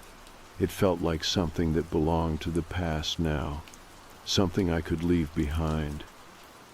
One afternoon, I took the box of letters and drove out to the edge of town, where the river curved around the old mill. I stood on the bank, the water rushing past, and held the box in my hands. The wind was cold and sharp against my face, but it felt good, awake. I opened the box one last time, looked at the careful, curling script of the letters. I thought about the man who had written them, about the way he had tried to make his obsession into something permanent. Then I closed the lid and set the box in the water, watched as it bobbed once, then sank beneath the surface. When I got home, my son was waiting for me at the door. He smiled and said, "Did you find what you were looking for, Mommy?" I knelt down and kissed the top of his head. "I think so, sweetheart." That night, I slept with the windows open. The air smelled like rain, and for the first time in a long time, I did not dream of dark figures or quiet voices. Just the soft rhythm of the rain against the roof, the warmth of my son's laughter echoing through the walls. I do not know if Mick was ever really there, or if he was just a ghost of my past wearing a new face. But I do know that sometimes the things we fear most are the things we carry with us, even when we think we have left them behind.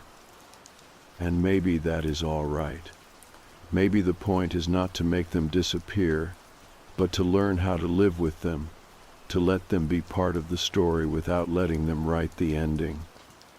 So that is what I am doing, letting the past stay where it belongs, and filling the spaces it left behind with something warmer, something real. Because in the end, we are all just trying to find a way to feel safe again. And for now, that is enough.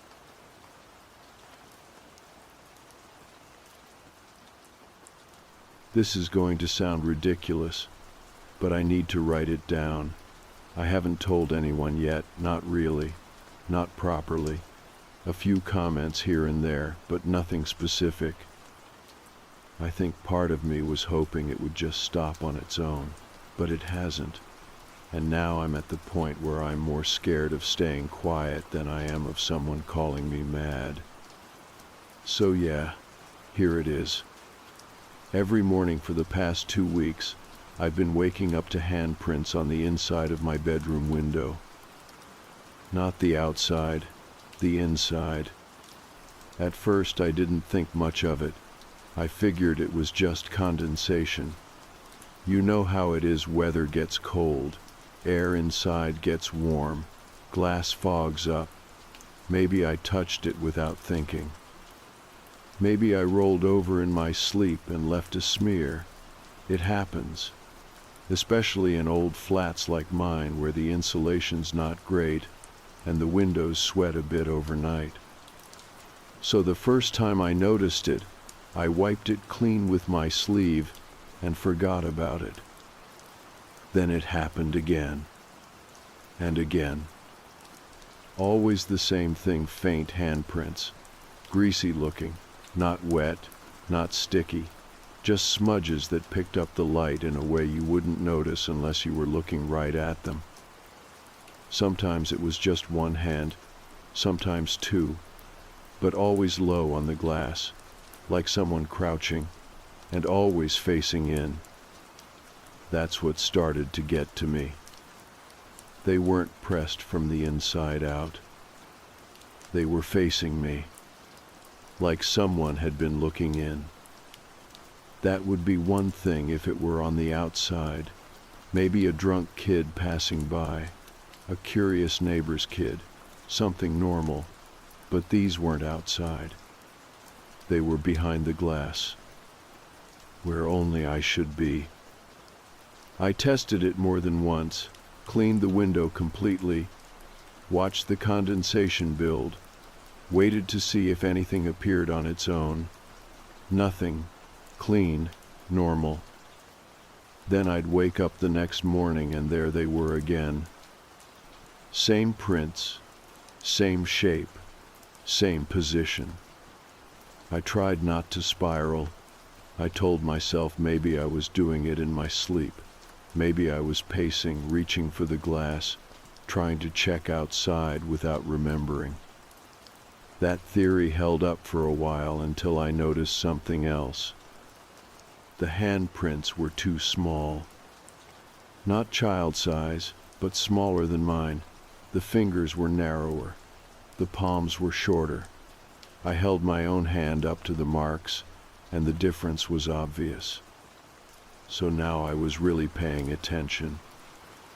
I started sleeping with the blinds half open so I could see the window from the bed. I set alarms to wake me up at different times through the night, just to see when the prints might appear. I cleaned the glass before going to bed, wrote the date in the corner with my finger. It always rubbed off when the new prints showed up. By the end of the first week, I was exhausted. I was barely sleeping, and when I did, it was restless and short.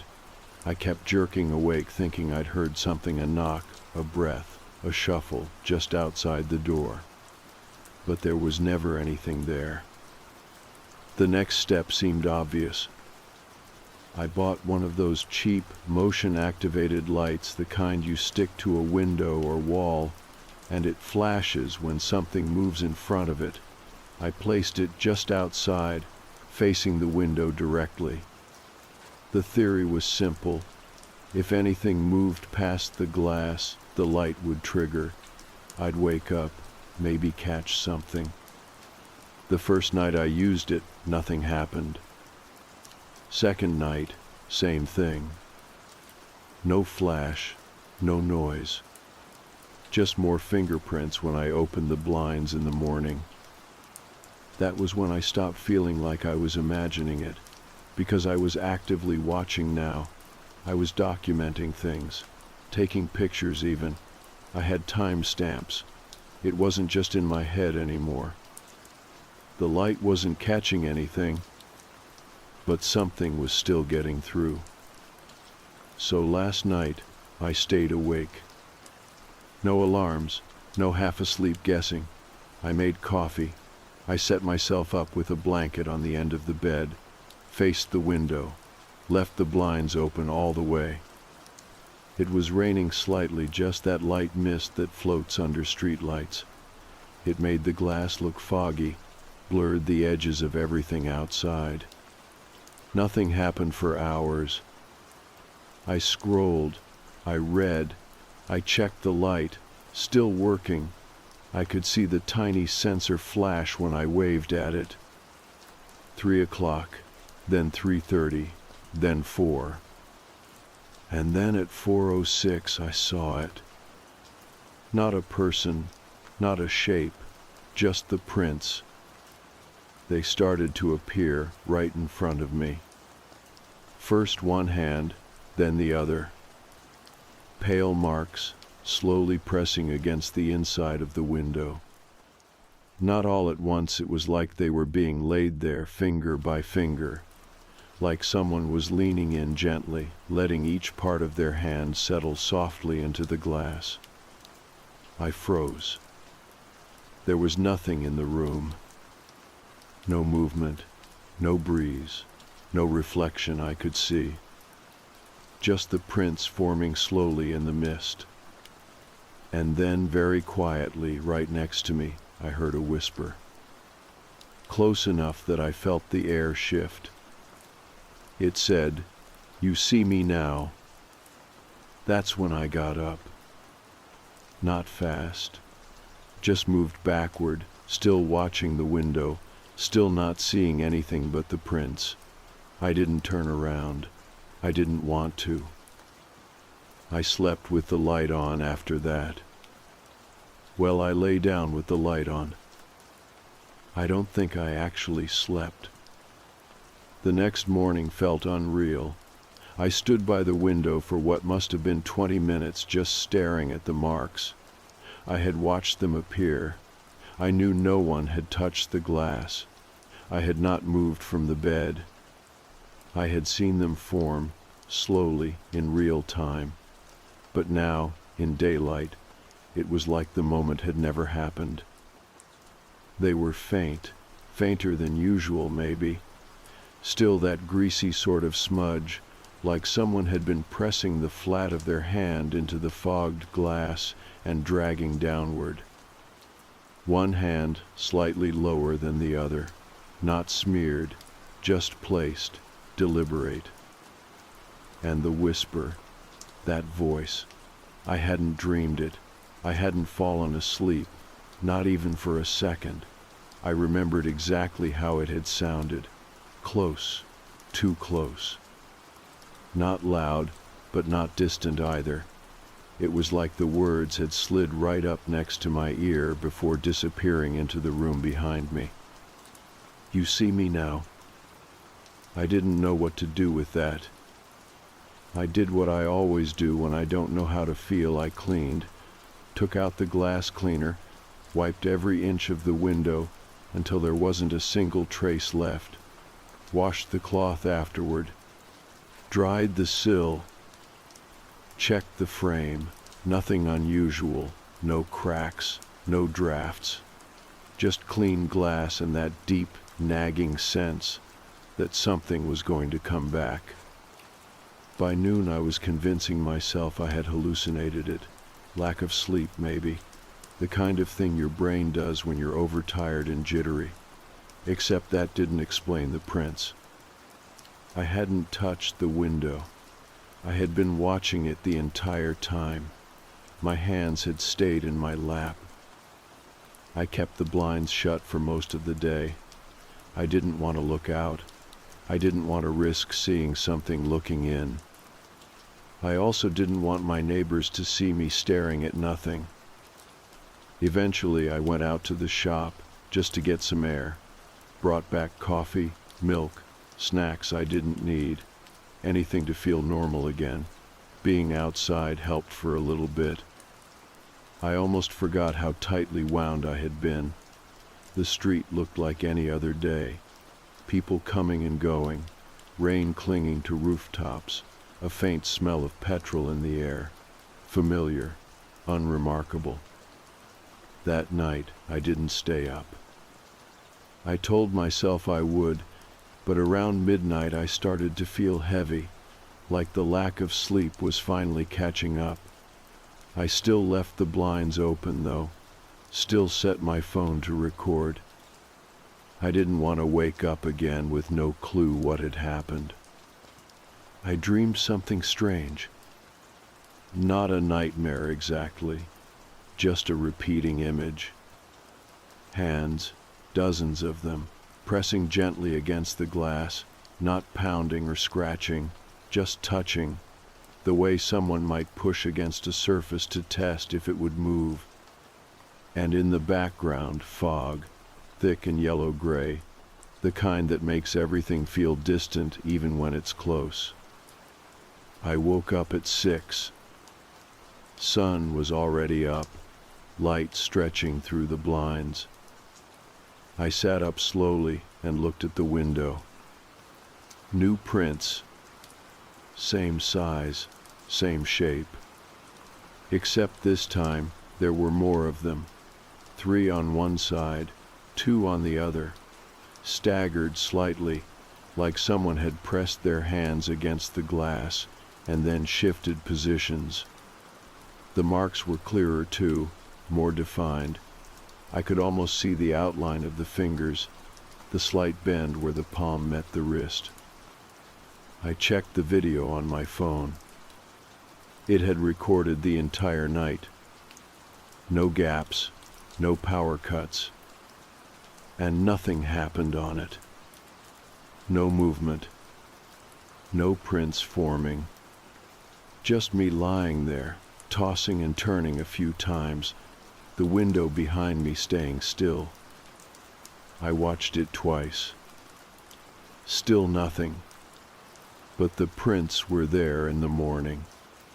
I started to wonder if whatever this was, if it even was something could tell when it was being watched. The idea made my stomach turn. I didn't know how else to explain it. When I had been watching directly, the prints appeared in front of me, but when I tried to record them, nothing happened. The motion sensor outside still hadn't triggered either. It was working. I tested it every night. I even changed the batteries just to be sure. But it never flashed once. No birds, no wind, no movement. And yet the prints kept showing up. That day I didn't go out. I stayed in, curtains drawn, pacing from room to room. I tried to distract myself, music, phone calls, cleaning again. Nothing helped. I kept thinking about the prints. That whisper, the slow, dragging motion I'd seen the night before. I even tried calling a friend, but I couldn't bring myself to say the words out loud. I danced around it, mentioned not sleeping well, made a joke about the weather being creepy. She laughed. Said I needed rest, said I was probably just run down. Maybe she was right.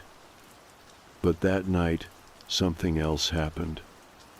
Around 2:30, I was half asleep when I heard a click. It came from the hallway. I sat up straight in bed, heart racing, trying to pinpoint the sound. Then I heard the second click. The lock on the front door. Not the deadbolt, the latch. I got up, slowly, careful not to make noise. I didn't turn the lights on. I just stood in the bedroom doorway and listened. I swear I could hear breathing. Not heavy, just slow, controlled. I stayed frozen in place for what felt like hours. Eventually the sound stopped. I checked the door. Still locked. But the window, the prints were already there.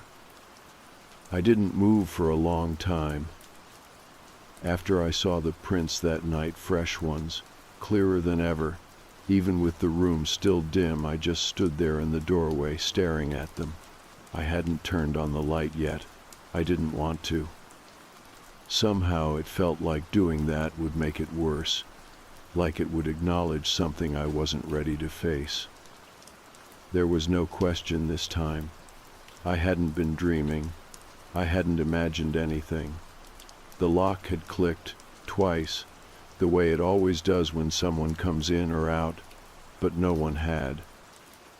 I checked the door over and over, still locked, still bolted. I even pulled it open just to be sure, like maybe something had slipped out before I got up. But the hallway was silent. Still. The way it gets around 3 in the morning, when the world feels thinner and quieter than it should. I went back to the window. The prints weren't where they had been before. They had shifted slightly, as if whoever was doing this had been moving while they touched the glass. Like they had leaned in, then stepped slightly to the left. Then right. One set of fingers had smudged across the glass in a curved line, as if tracing something. I didn't clean them right away. I stood in front of the window and tried to line up my own hand to the marks. Not even close. The size was different again. Too thin, too narrow. The fingers almost graceful in shape, like they belonged to someone smaller, maybe younger, but definitely not me. I turned the lights on, every one of them, left them burning all night. I sat in the kitchen until sunrise, staring at the back door, which I now realized I hadn't even checked. But it was locked, too. I checked all the windows again, every latch. Everything was shut. It was like whatever this was didn't care about doors, or locks, or whether I was awake or not. The next day, I called in sick. I couldn't focus, couldn't hold a thought long enough to type an email. I kept looking at the window. I tried not to, but I did. Every time I walked past, I checked to see if the prints had returned, even though it was still daylight. They hadn't. But the feeling had. That pressure in the air, that sense of someone standing just behind you when you're not looking. It stuck around like humidity, like a smell you can't place. That night, I didn't want to sleep in the bedroom. So I moved to the couch. I pulled the curtains in the living room halfway closed, enough to see out but still feel like I had some cover. I left the kitchen light on. I brought the flashlight with me and placed it on the coffee table next to my phone. And I waited. I wasn't trying to catch anything this time. I wasn't trying to be clever. I just didn't want to be taken by surprise. That was the worst part, how passive it made me feel. Like I was a background character in my own flat, just watching strange things happen around me with no say in any of it. I must have nodded off at some point, because I woke up to the sound of breathing. Not loud, not aggressive, but there. It was so close that at first I thought it was mine, that maybe I had been dreaming about it and carried the sound into waking, but I held my breath, and the sound kept going. Slow, rhythmic, measured. It was coming from the other side of the room. Not near the window this time. Near the hallway. I sat up, heartbeat pounding behind my eyes. The living room was still lit by the kitchen glow, just enough to cast long shadows across the carpet. I grabbed the flashlight and turned it on, swept the beam across the wall, toward the door. No one. But the breathing stopped the second I moved. Like it had never been there. I didn't sleep again. That morning, there were no new prints on the bedroom window.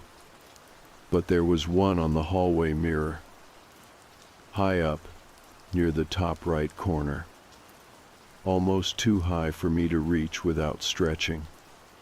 It was just a single palm, flat and smeared slightly downward, like someone had placed their hand there and slowly slid it. I tried to recreate it. My hand didn't match the angle, and it wasn't foggy in the hallway. There was no condensation, no heat difference, just the print, sitting there like a question. That was the day I started to consider something I hadn't before. What if this wasn't a ghost? I had been operating under the assumption that this was a haunting, a presence, something invisible but intelligent, trying to be seen, but now I wasn't so sure.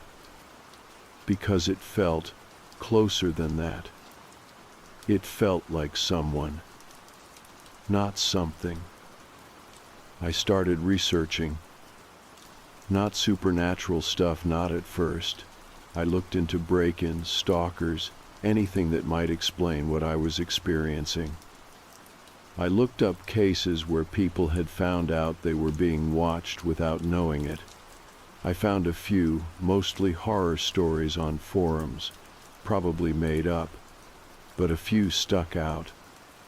Stories where people found footprints in the attic dust, where food went missing from the fridge, where people realized too late that someone had been living nearby under the house or inside the walls. I didn't have an attic. I didn't have a basement either, but I started checking all the places I hadn't before. Behind the boiler, inside the old laundry cupboard, I pulled out drawers and opened the back panel under the sink. Nothing. Everything was clean, dusty, still. And yet the feeling hadn't gone. That night, I stood in the hallway for an hour. Lights off. Just waiting. And I swear at one point, I felt someone standing behind me. Not close, just outside reach. I didn't turn around. I just walked to the kitchen and stayed there until morning. I started keeping the television on at night, just low-volume background noise, usually some old nature documentary or a rerun of a show I did not have to follow too closely, anything with voices. Silence had started to make me nervous in a way it never had before. I used to like the quiet. Now it felt like it was waiting for something, or someone. The mirror stayed untouched for 2 days. No new prints.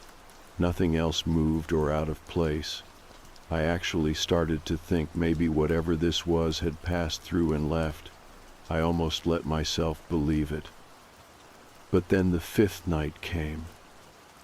I had not been in the bedroom since the first whisper.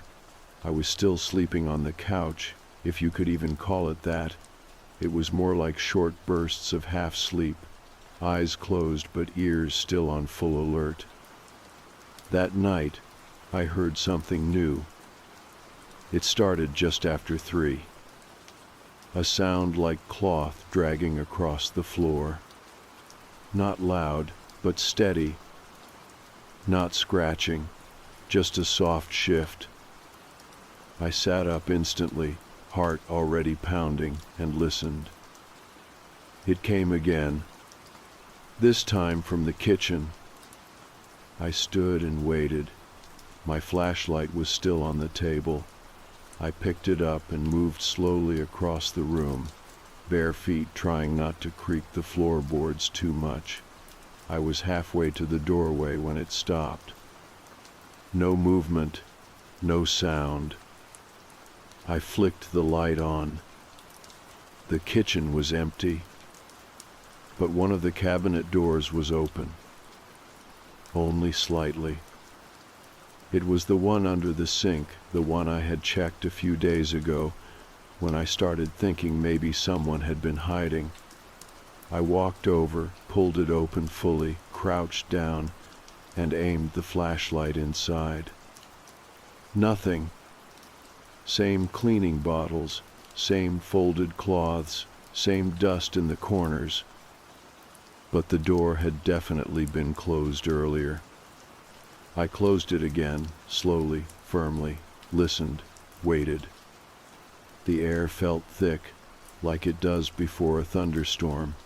I couldn't hear anything, but I could feel something, like the moment right before someone speaks your name. I left the light on that night. In every room. The next morning, the mirror had another print. Not high up this time. This one was right in the middle, a set of fingers pressed harder than before, so clear I could see the individual ridges where they curved. I almost called someone then. Almost. But what would I say? That a ghost was touching my glass? That someone invisible had been wandering around my flat, leaving oily fingerprints? I stood in front of the mirror for a long time. Then I did something I still don't really understand. I pressed my own hand into the print. Palm flat, fingers aligned as best I could. It was cold. Not the glass, the air. Just for a second. Like the temperature around my skin dropped the moment I touched it. Then it was gone. I pulled my hand away, and the print, the other one, had started to fade. I didn't even wipe it. It just faded on its own, like it had never been there. I spent the rest of the day trying to shake that feeling of touching something, not a surface, something else, like pressing your hand into the air and finding a pulse there. That night, I blocked the mirror with a blanket, pinned it up across the wall with tape, made sure the fabric was thick enough that I could not see anything behind it. Then I did the same with the bedroom window. I had already been avoiding it, but now I just wanted it gone from sight. I even unplugged the television. I could not listen to voices anymore. I wanted silence now, but not the natural kind. I wanted the kind that lets you hear what's really moving around. It was after midnight when I heard the whisper again. This time it came from behind the blanket. Same tone, same pitch, but a different sentence. It said, "I know you see me." Not loud, not angry, just said, as if we were already in the middle of a conversation. I sat perfectly still. Then it said it again. "I know you see me." And the blanket moved. Only a little. Just enough to shift at the bottom corner, like someone had breathed against it from the other side. I didn't look. I couldn't. I picked up the flashlight, pointed it at the blanket, and just kept it there. The fabric stilled. No more sound. No more whisper. But I left the light on it all night. By morning, the blanket hadn't moved again. I pulled it down slowly, half expecting to find new prints, or worse, nothing at all. But there was nothing. Just the mirror. Clear. Clean. Too clean. That was the first time I felt it, that whatever was happening wasn't just about fear. It was about being noticed. About attention. It wanted to be seen. Not in full. Not directly. But known. Acknowledged. I think blocking the mirror made it angry. And I think it spoke again just to remind me it was still here. Still watching. Still reaching. So now I am stuck in this place where I am afraid of seeing it, and more afraid of what might happen if I stop looking. I don't know which is worse. After the blanket shifted, I stopped sleeping. I don't just mean I stayed up late or had trouble drifting off. I mean I stopped even trying. Something in me just clicked over into this state of constant alert, like my body had decided sleep wasn't worth the risk anymore. I stopped turning off the lights at night. I started sitting upright in the chair by the kitchen table, sometimes for 5 or 6 hours, just staring down the hallway. I don't even remember feeling tired anymore, just wired. My thoughts would wander in circles, never really landing anywhere useful. I'd think about the prints, the whispers. That single sentence I kept hearing over and over again, "I know you see me." I kept asking myself what that meant, not just the words, but the fact that it had said them, that it wanted me to hear them, that it wanted me to know that it knew I had been watching. It didn't feel random. It felt like part of something bigger that I couldn't see. For 2 nights after that, nothing new happened. I thought maybe I had gone far enough, that covering the mirror and not speaking out loud anymore had stopped whatever it was from getting stronger. That maybe the thing in the flat or near the flat had decided I was no longer giving it what it wanted. But on the 3rd night, the window in the kitchen fogged up. I didn't see it happen, but I noticed it around 3 in the morning when I walked past to refill my glass. It was strange because the temperature in the flat hadn't changed, and none of the other windows had fogged. Just that one. I stepped closer, and that was when I saw it. The print was already there. A hand again, but this time the fingers were spread wider, pressed harder, almost like it had slammed its palm into the glass and left it there. There was a small line dragging down from one of the fingers, like it had slid slowly, not all the way down, just enough to make a streak. I stood there for a long time, just staring at it. I didn't clean it this time. I wanted to see what would happen if I left it. The next morning, the print was gone. Not faded. Gone. And there was a different one on the opposite side of the same window.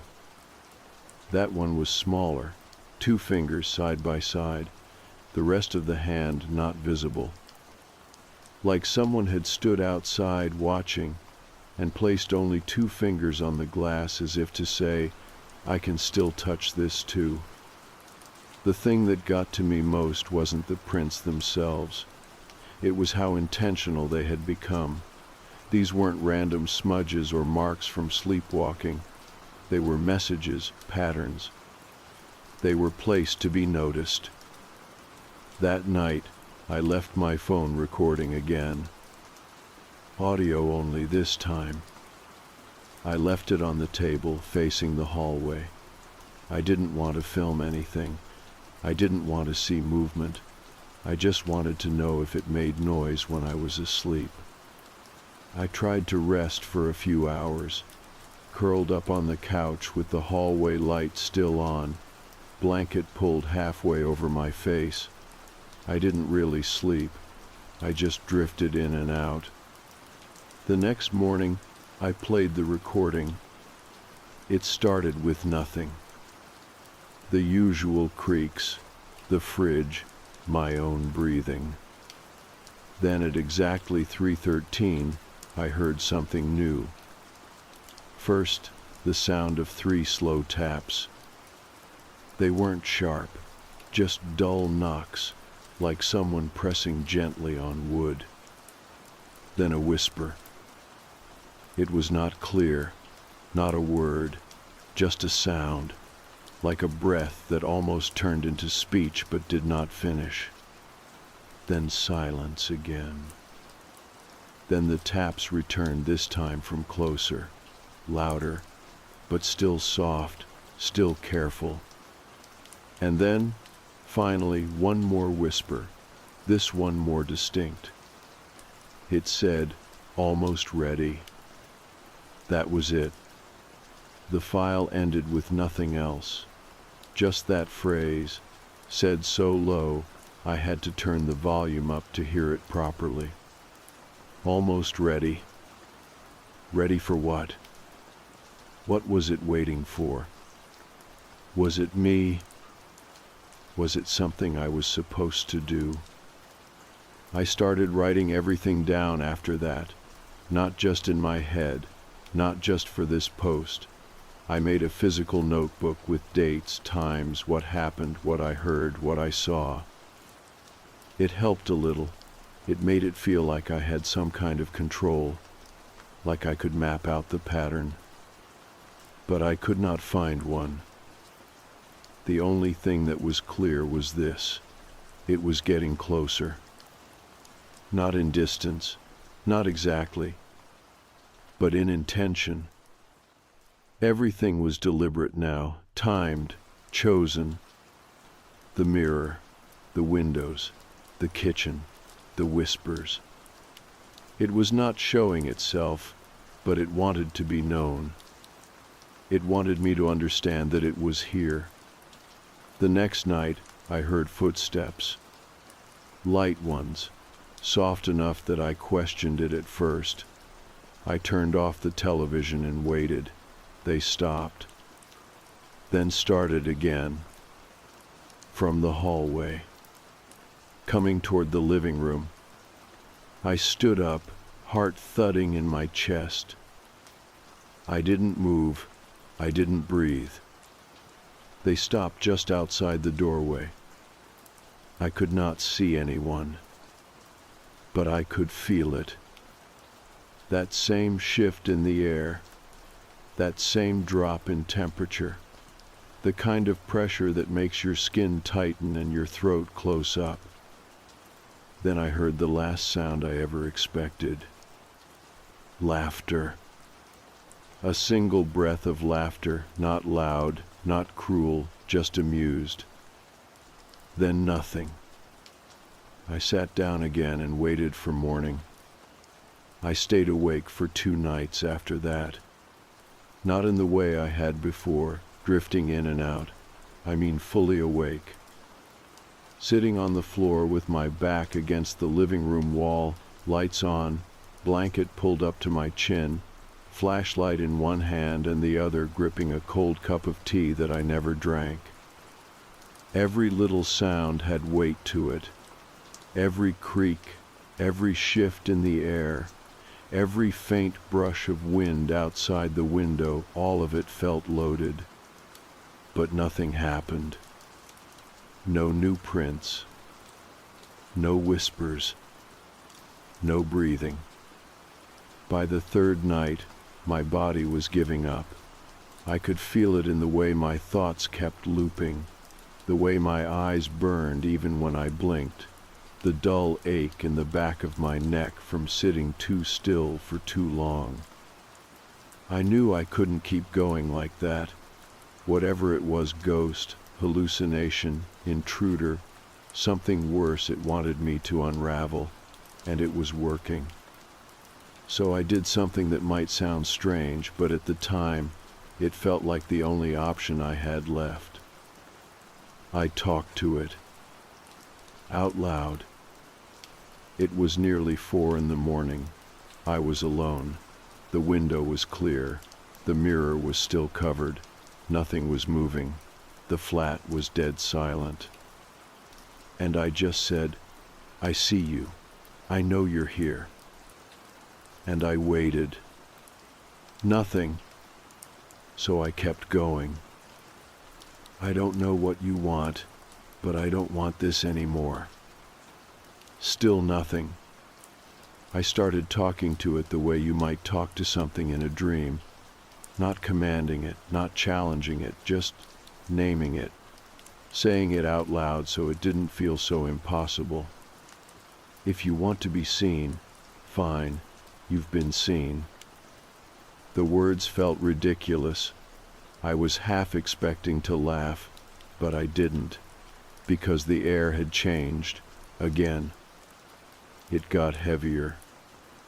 Not colder, just dense, like the pressure dropped in the room. I stood up. My knees ached from being bent so long, but I ignored it. I walked into the bedroom and pulled down the blanket covering the mirror. Nothing. Then I walked to the window and opened the blinds. Still nothing. But when I turned around to head back to the living room, I saw something that stopped me cold. On the wall, just above the skirting board, there was a handprint. It wasn't greasy like the others. It looked burned, like a faint black smudge pressed into the paint itself, the shape of a palm, long fingers, slightly spread apart, not dripping, not fading, just there. As if someone had touched the wall with heat instead of moisture. And beside it, drawn carefully in what looked like the same soot or ash, were 3 words. You know now. That was it. I didn't sleep that night either. I just sat on the floor and stared at those words until the sun came up. My stomach was in knots.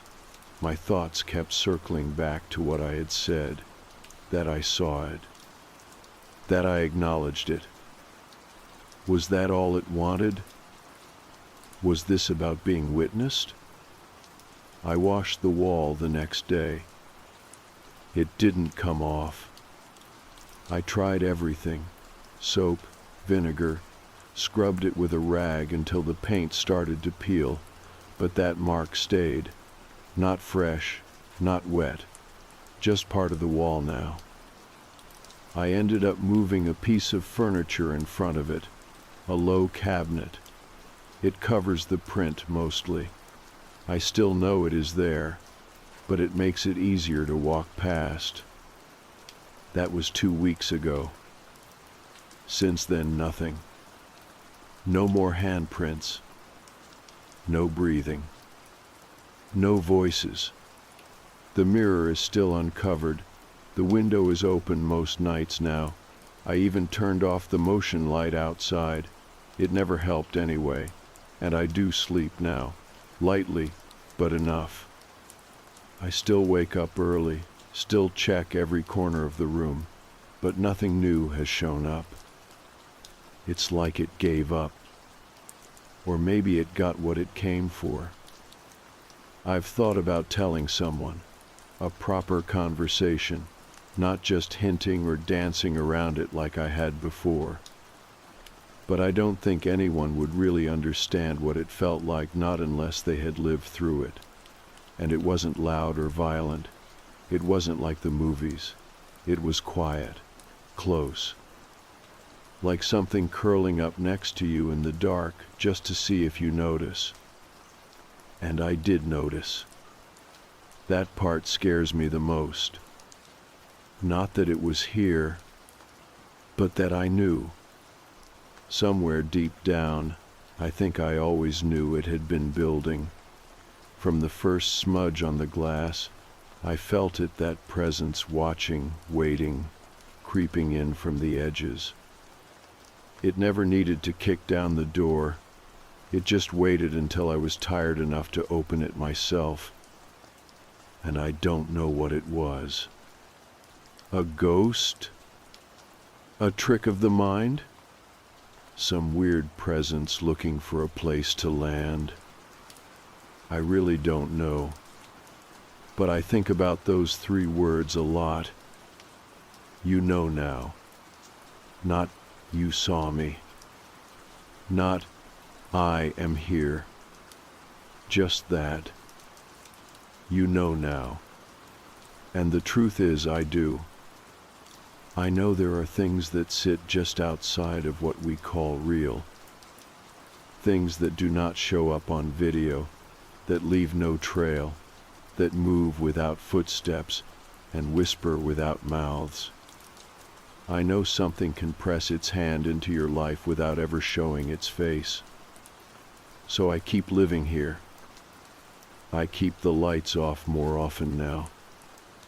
I let the dark come in, because knowing doesn't always mean understanding. And maybe that is enough. I moved into this flat share in central Manchester about a month ago. The place was old, with creaky floors and drafts that snuck in through cracks around the windows.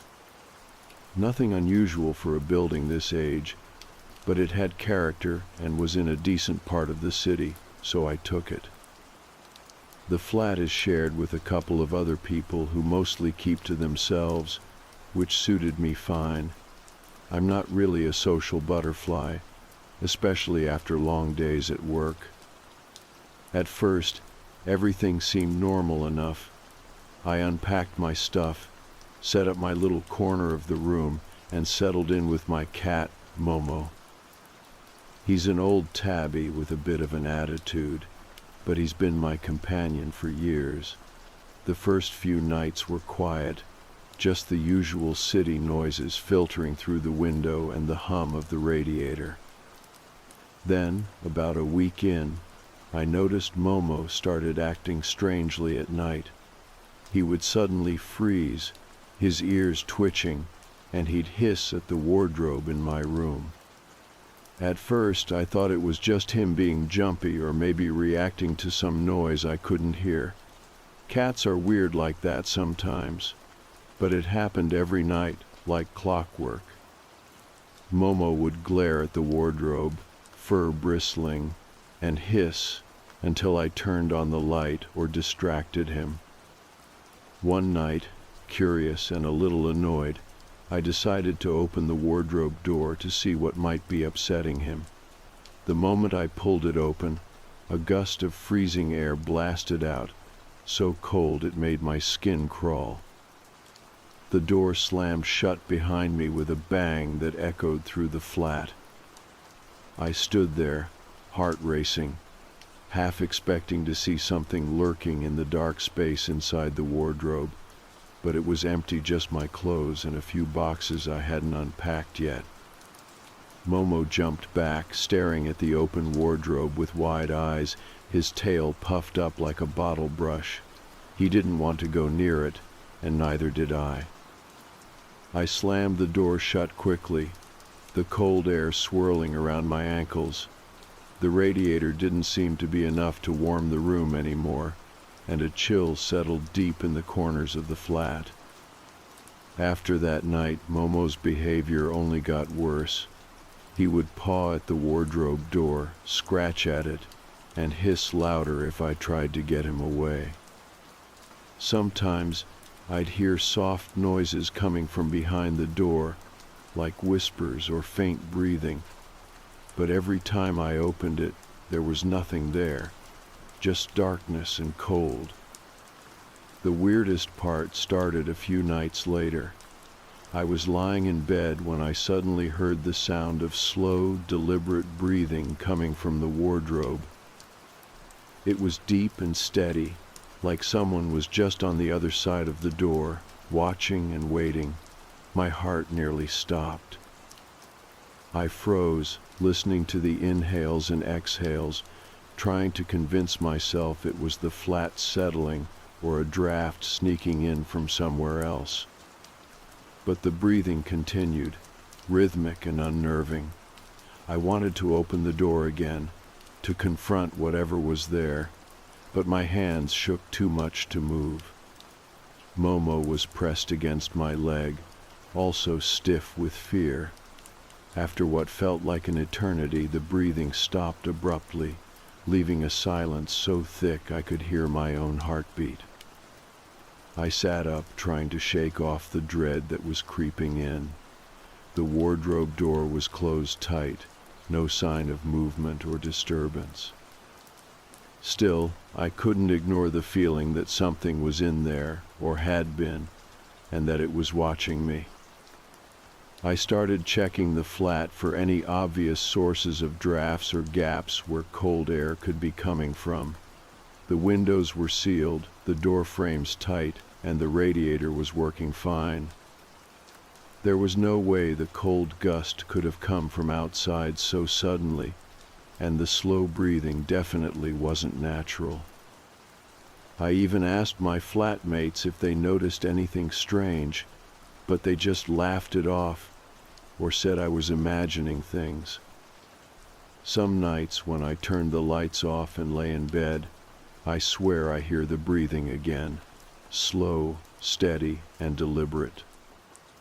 It makes me feel like I'm not alone, like the dark space behind the wardrobe is hiding something or someone that doesn't want me to look. I don't know if it's just a draft, some flatmate playing a prank, or something else entirely. But every night, as the cold air seeps out when I open that wardrobe door, I feel a chill that has nothing to do with the weather. And every night, Momo hisses at the shadows, warning me to stay away.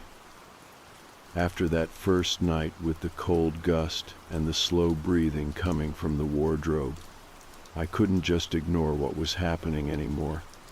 Momo's behavior made it impossible to pretend nothing was wrong. I found myself sitting on my bed for long stretches, staring at that closed door, half expecting it to move on its own. Every little noise in the flat felt amplified. The creaks and groans of the old building no longer just the background soundtrack of city living, but something more ominous. Something that made me want to double-check every lock and window. I tried to explain it all away, old house settling, a trick of the wind through the walls, maybe even my own imagination running wild after a long day at work.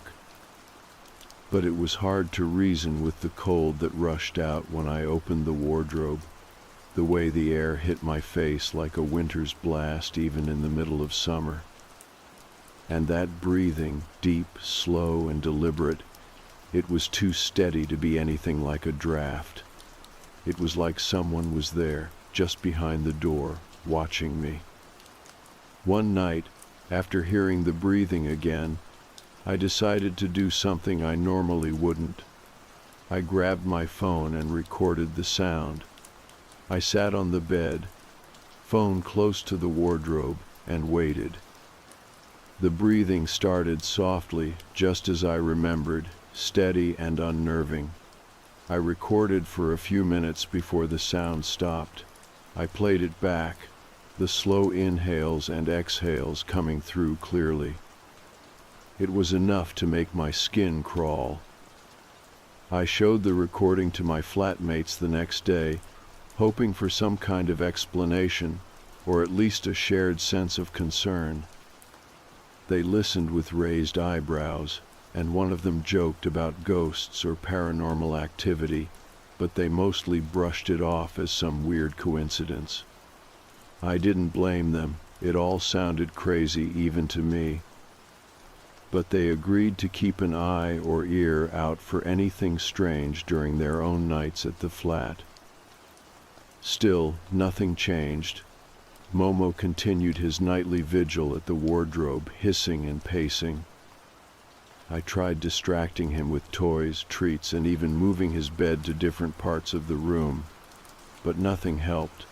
His unease was clear, and that only made me more anxious. It felt like he knew something I didn't, something that lurked just beyond the wooden door. I started researching the building, trying to find out if anyone had reported anything unusual in the past. The flat was part of a converted old townhouse, built in the late 19th century. I found mentions of former tenants, some of whom had lived there decades ago, but nothing explicitly about paranormal events or strange occurrences. Still, there were hints of people complaining about cold spots and odd noises in the building, but nothing concrete. One evening, I was sitting in the living room when I heard a faint scratching coming from the wardrobe. At first, I thought it was Momo batting at something, but the sound was too low and rhythmic, almost like tapping. I stood up and cautiously approached the door, my heart hammering. The room grew colder with every step. When I opened the door just a crack, A blast of icy air rushed out, and the door slammed shut behind me. I jumped back, startled, and stared at the closed door. The scratching sound had stopped. Momo was behind me, furiously trying to get under the bed, tail fluffed up like a brush. I didn't blame him. I wanted to run too. After that night, I couldn't sleep in my room alone. I started staying up later, sometimes sitting in the living room with the door locked, waiting for dawn. I even took to sleeping with the door slightly ajar, but with a chair wedged in front of it to keep it closed. Every little sound felt magnified: the creak of a floorboard, the rustle of fabric, the faint hum of the radiator. I was hyper-aware of the wardrobe, half expecting it to spring open or to hear that breathing again. I decided to bring in someone who might help, an old friend who knew a bit about the paranormal. She was skeptical at first, but agreed to spend a night with me at the flat. We set up recording devices around the room, placed candles near the wardrobe, and tried to create a calm, protective atmosphere. She joked about not expecting any ghostly guests, but was serious about documenting anything unusual. That night, as we sat quietly, I heard it again, the slow, deliberate breathing coming from the wardrobe. My friend's face went pale, and she whispered that it was definitely not a normal sound. We waited, barely breathing ourselves, until the breathing faded. Then, something shifted in the room. The temperature dropped sharply, and the candle flames flickered wildly as if caught in an unseen breeze. I felt a presence then, something watching us. I wanted to look away, to deny what my senses were telling me, but I couldn't. I forced myself to keep my eyes on the wardrobe door, heart racing. It felt like the air around it was thickening, heavy with something unspoken. The next morning, my friend helped me search for any hidden gaps or drafts that might explain the cold air and noises. We found none. The wardrobe was old but solid, with no cracks or holes big enough to let in significant airflow. It was sealed tight. Whatever was causing this was not natural. That experience shook me, but it also sparked a strange kind of curiosity. I wanted to understand what was in the wardrobe, if it was a spirit, a person, or something else entirely. I knew I couldn't keep ignoring the signs, the cold breath, the sounds, and Momo's warnings. From that night on, I made a habit of talking to whatever was behind the door. I spoke softly, telling it I meant no harm, asking what it wanted. Sometimes I imagined hearing a soft sigh in response, or feeling a shift in the room's energy. I wasn't sure if it was real or my mind filling in the gaps, but it gave me a sliver of peace. The wardrobe remained closed, but it was no longer just a piece of furniture. It was a doorway to something unknown, something that had found its way into my life and refused to let go. And I, for better or worse, was paying attention. Night after night, the breathing continued. It was a slow, deliberate rhythm, unmistakable and chilling in the stillness of my flat. I would lie awake, trying to convince myself that it was nothing more than the creaks of an old building or the wind playing tricks through the cracks. But the sound was too steady, too consistent to be anything ordinary. It came like a quiet warning from beyond the wardrobe door, reminding me that the space was not empty. I started paying closer attention to the subtle changes in the room. The air near the wardrobe felt colder, denser. My breath would fog in the small space between me and the door, even when the rest of the flat was warm. Momo, my cat, was constantly on edge. He refused to sleep anywhere near the wardrobe and would hiss or growl softly if I got too close. His instincts were sharp, and I trusted his reactions more than I trusted my own. It was as if he sensed something I could not see. One night, I noticed something new. The wardrobe door, usually shut tight, was slightly ajar when I returned to my room after a break.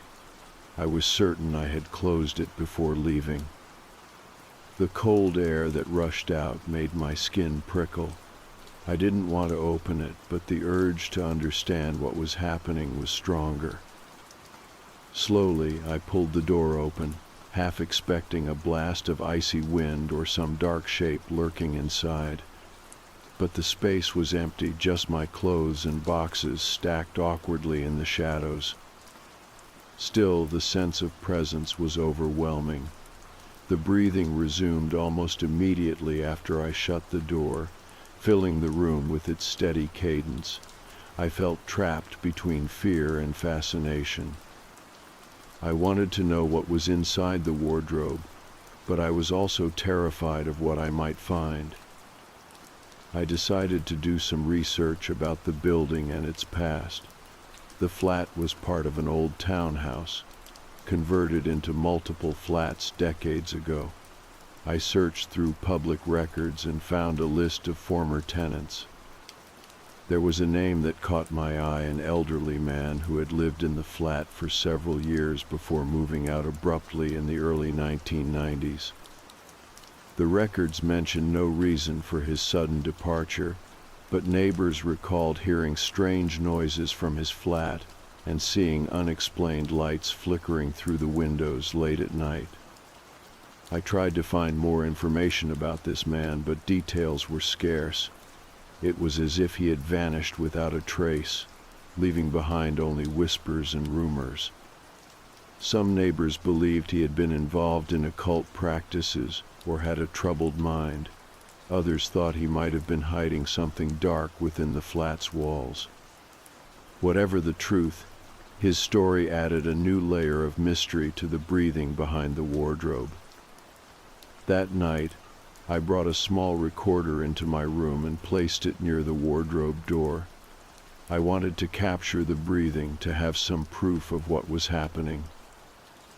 The sound was faint, but unmistakable on the playback, deep, slow, and rhythmic, like the steady inhalations of someone holding their breath, or perhaps trying to stay hidden. It wasn't human enough to be comfortable, but it wasn't mechanical or random either. I shared the recording with a friend who was interested in paranormal phenomena. She suggested it might be a spirit trapped in the flat, possibly the previous tenant or someone connected to him. She explained that such presences often cling to physical spaces, especially when there are unresolved emotions or unfinished business. The wardrobe, being a closed, confined space, might be the perfect place for such an entity to linger. Her words made sense but didn't ease my growing anxiety. The idea of a trapped spirit hiding behind the wardrobe was terrifying, yet I felt compelled to learn more. I started leaving small offerings near the wardrobe door, a candle, a piece of cloth, even a small note asking for peace. Sometimes the items would be moved or slightly disturbed the next day. Other times they remained untouched. It felt like a silent dialogue, a fragile bridge between my world and whatever was inside. I also experimented with different ways to communicate. I would knock gently on the wardrobe door, mimicking the slow rhythm of the breathing. Sometimes I whispered, asking if the presence was real, if it wanted me to help. Most of the time, there was no response other than the quiet hum of the flat. But once, after a series of knocks, I heard a faint reply, a soft tap, almost like a hesitant acknowledgement. My heart leapt, and I realized this was no longer just a story of fear, but one of connection. Despite the growing tension, life in the flat continued. My flatmates remained oblivious or uninterested in the strange occurrences. They chalked up my experiences to stress or overactive imagination. I couldn't blame them, it sounded unbelievable even to me. I found solace only in Momo, who stayed close by, watching the wardrobe with wary eyes. I knew I couldn't live like this forever, trapped by a presence I barely understood. I researched ways to cleanse or appease spirits, looking for methods that felt respectful and safe. I read about rituals involving sage, salt, and gentle prayers, but I also worried about provoking something that might be better left alone. One evening, I sat on the edge of my bed, the room bathed in soft candlelight. The wardrobe door was closed, but I could hear the familiar breathing inside. I spoke softly, telling the presence that I wanted to help, that it didn't need to hide anymore. I promised to listen, to respect its story. The breathing slowed, then stopped, leaving a heavy silence. I held my breath, waiting. After a few moments, a chill brushed against my skin, and I felt a sudden warmth flood the room, like a sigh of relief. It was as if the presence had accepted my offer, willing to reveal itself in time. From then on, the breathing became less frequent. Momo stopped hissing and started curling up near the wardrobe. His calmness, a reassurance I desperately needed. I still kept the candle burning at night, a small beacon of light and peace in the dark. I don't know what was inside that wardrobe, whether it was a spirit, a memory, or something else entirely, but I do know it wanted to be seen and heard. And in the quiet moments when the breathing fades and the flat grows still, I feel a presence that is no longer hidden, a presence that has found a fragile peace. The nights after that moment of seeming peace were different, but not quite normal. The breathing from the wardrobe became less frequent, and Momo stopped his restless pacing near the door, choosing instead to settle nearby with his fur less bristled, his eyes less wild. It felt like a small victory, like a silent truce between whatever was inside the wardrobe and me. Yet the flat still held its own kind of quiet tension, a feeling that the house itself was still alive with secrets and memories, just waiting for the right moment to stir again. I found myself more aware of the little things, the way shadows fell differently across the walls, the soft creaks in the floorboards that seemed almost like footsteps, the sudden cold drafts that didn't come from any open window or vent. It was like the house was still breathing, still watching, reminding me that some stories don't simply end with peace, but continue quietly beneath the surface. I couldn't help but wonder what the entity was thinking, feeling, or even hoping for. One particularly cold night, I heard the breathing again. It was softer this time, almost hesitant, like the presence was testing the waters, seeing if it was safe to be heard. I sat up in bed and gently spoke to the wardrobe, telling it I was here and listening, that it didn't have to be afraid. The slow, steady breaths continued, and for a moment, I imagined a presence just beyond the thin door, waiting, watching, and maybe even hoping for a connection.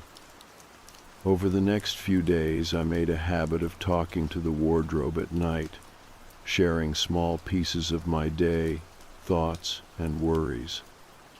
It became a strange sort of companionship, a quiet exchange between two lonely presences in an old flat that had seen more lives and stories than I could count.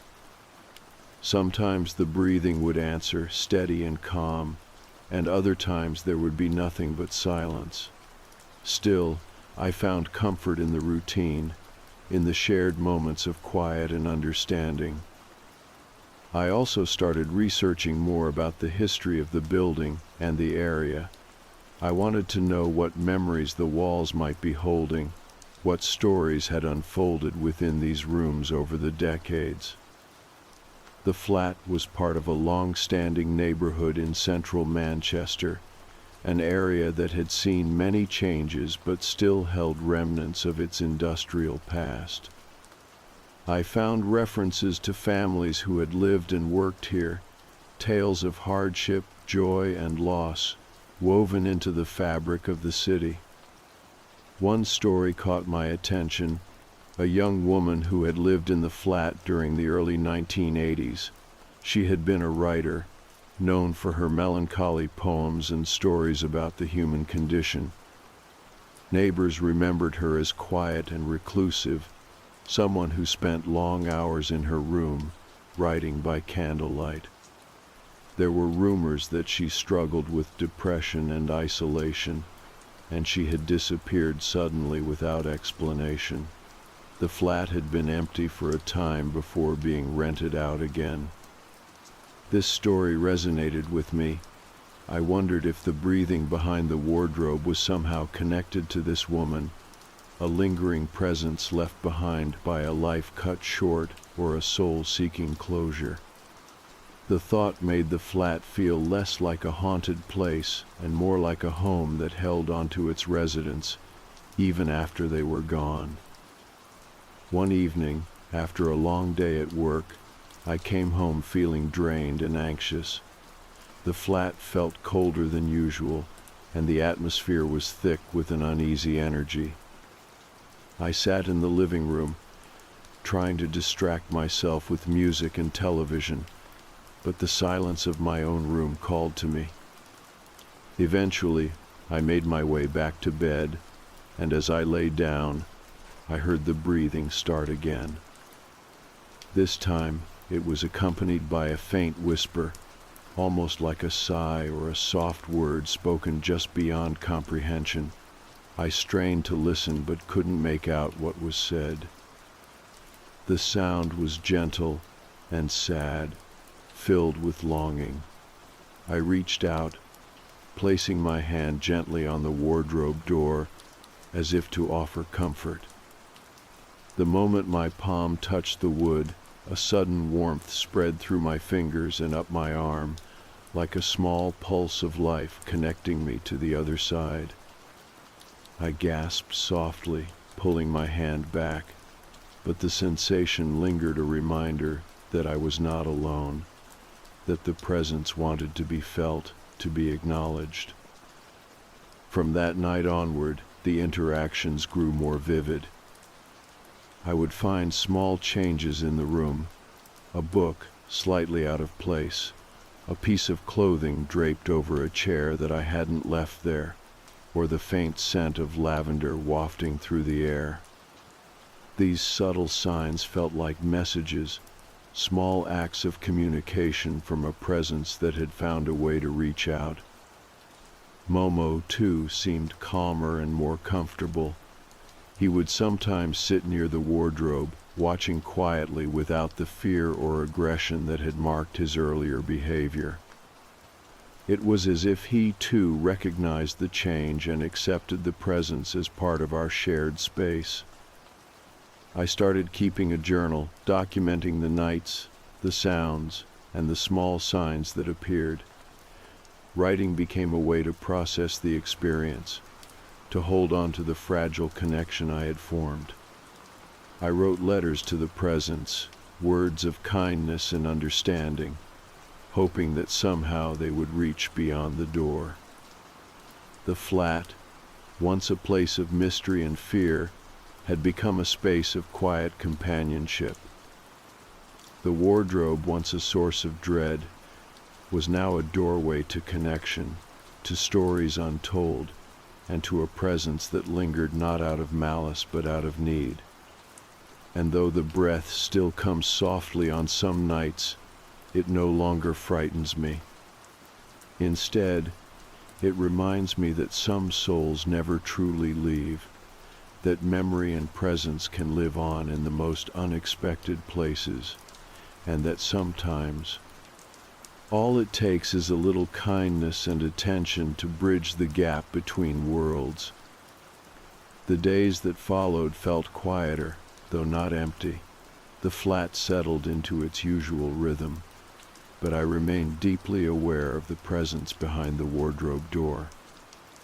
It was no longer a source of fear, but a part of the fabric of my life. The slow, deliberate breathing came less frequently, but when it did, it felt less like a warning and more like a reminder of something unfinished, something waiting. I kept up with my journal, writing down every experience, every sensation. The act of writing felt like a lifeline, a way to tether myself to the reality I knew while also honoring the mystery that unfolded around me.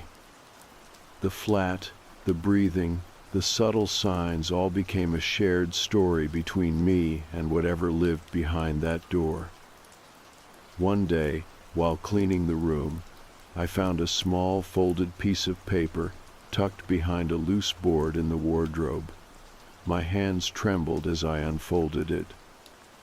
The paper was old and yellowed, the ink faded, but still legible. It was a note, written in neat, careful handwriting. The message was simple and haunting.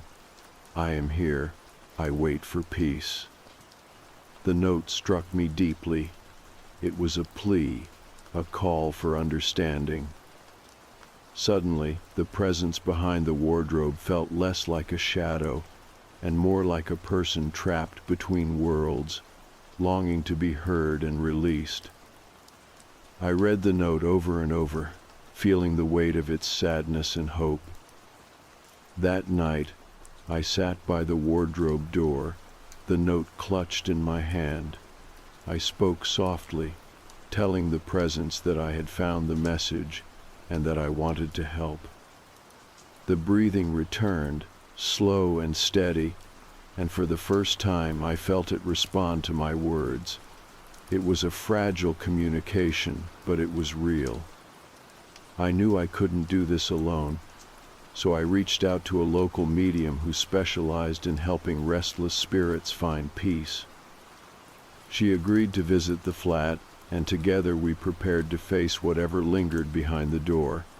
We cleaned the room, lit candles, and set up a calm, respectful space. When the medium arrived, she immediately sensed the energy in the flat. She described it as heavy but hopeful, a presence caught between worlds and seeking release. We sat in the room holding hands, as she guided me through a series of rituals meant to open a path for communication and healing.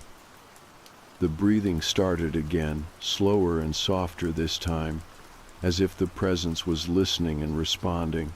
The medium spoke gently, asking the spirit to share its story. I felt a shift in the air, a warmth spreading through the room. Tears filled my eyes as I realized we were breaking through the silence. The medium explained that the spirit had been trapped for decades, bound by fear and pain. It longed to move on, but was held back by unresolved emotions tied to the flat and the life it had left behind. We worked together, offering words of compassion and release, inviting the spirit to find peace beyond the physical world.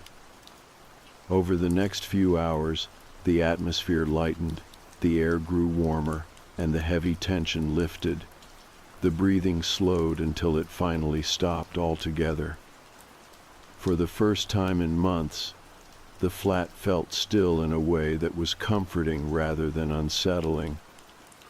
The wardrobe door remained closed, but it no longer held its cold, oppressive presence. Instead, it stood as a silent guardian of a story that had found its ending. Momo curled up by the door that night, peaceful and content. In the days that followed, I noticed subtle changes. The air felt warmer, the shadows less dense. I no longer heard the slow breathing, but I sensed a quiet presence watching over the flat in a protective way. The note I found remained on my bedside table, a reminder of the journey from fear to understanding. Living in the flat became easier. The weight of the unknown lifted, replaced by a sense of connection and respect for the lives that had touched this place before me. I carried the story with me, sharing it only with those who would listen with an open heart. The experience taught me about the thin veil between worlds, about the power of compassion and acknowledgement. It showed me that sometimes the unknown is simply a story waiting to be heard, and that peace can come when we choose to listen. And so the cold breath in the closet became not a source of terror, but a reminder of the enduring human spirit, its longing for peace, and the unexpected ways it reaches out across time and space. The nights after the ritual were profoundly different. The flat, once filled with an uneasy chill and the steady rhythm of breathing from the wardrobe, now felt lighter, more peaceful. The presence that had haunted the space seemed to have found its rest. The oppressive cold that had seeped from the wardrobe door was gone, replaced by a warmth that settled gently over the room. Even Momo, who had been so tense and wary, finally relaxed, curling up comfortably in his favorite spot without a hint of fear. I often sat by the wardrobe, reflecting on the journey that had brought me here, from the initial terror of the cold gust and mysterious breaths to the fragile connection forged through words, rituals, and compassion. It felt surreal to think about how much that closet, a simple piece of furniture, had come to mean. It was no longer a doorway to fear, but a symbol of understanding and healing. In the weeks that followed, I kept the note I had found tucked safely in a journal on my bedside table. The words, "I am here, I wait for peace," stayed with me as a poignant reminder of the spirit's longing. I realized that the story of that presence was not one of haunting, but of unfinished business, a soul caught between worlds, yearning to move forward. It was a story about loneliness, pain, and ultimately, release. My relationship with the flat deepened. I learned to listen more closely to the creaks and sighs of the old building, to the soft whispers of memories lingering in its corners. I found comfort in knowing that the flat carried with it the echoes of lives once lived, and that through respect and care, it was possible to honor those echoes rather than fear them.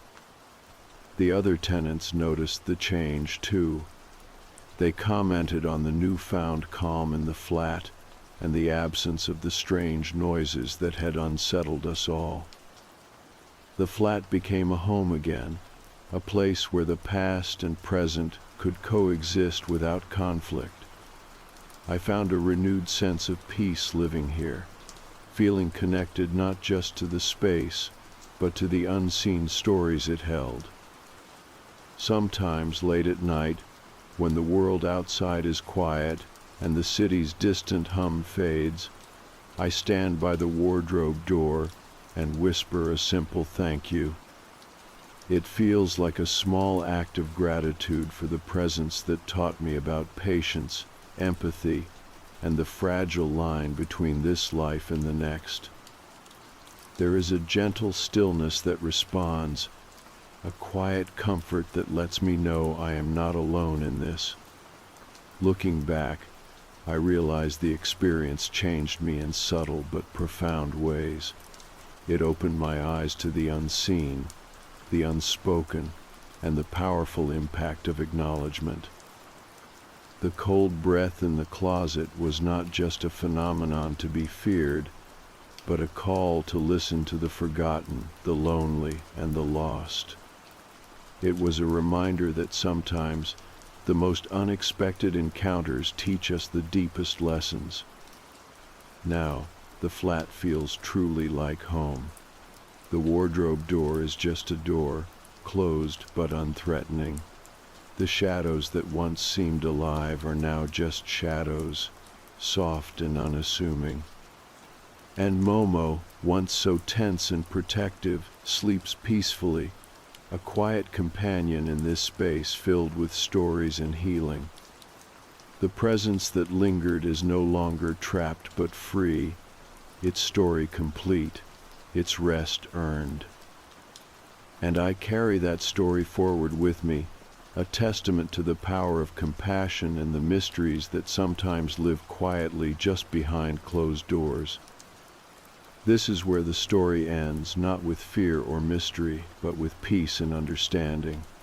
The cold breath in the closet was a chapter in a much larger narrative about connection, healing, and the enduring human spirit. And as long as I live here, I will remember that sometimes the door we fear most leads us to the greatest truths.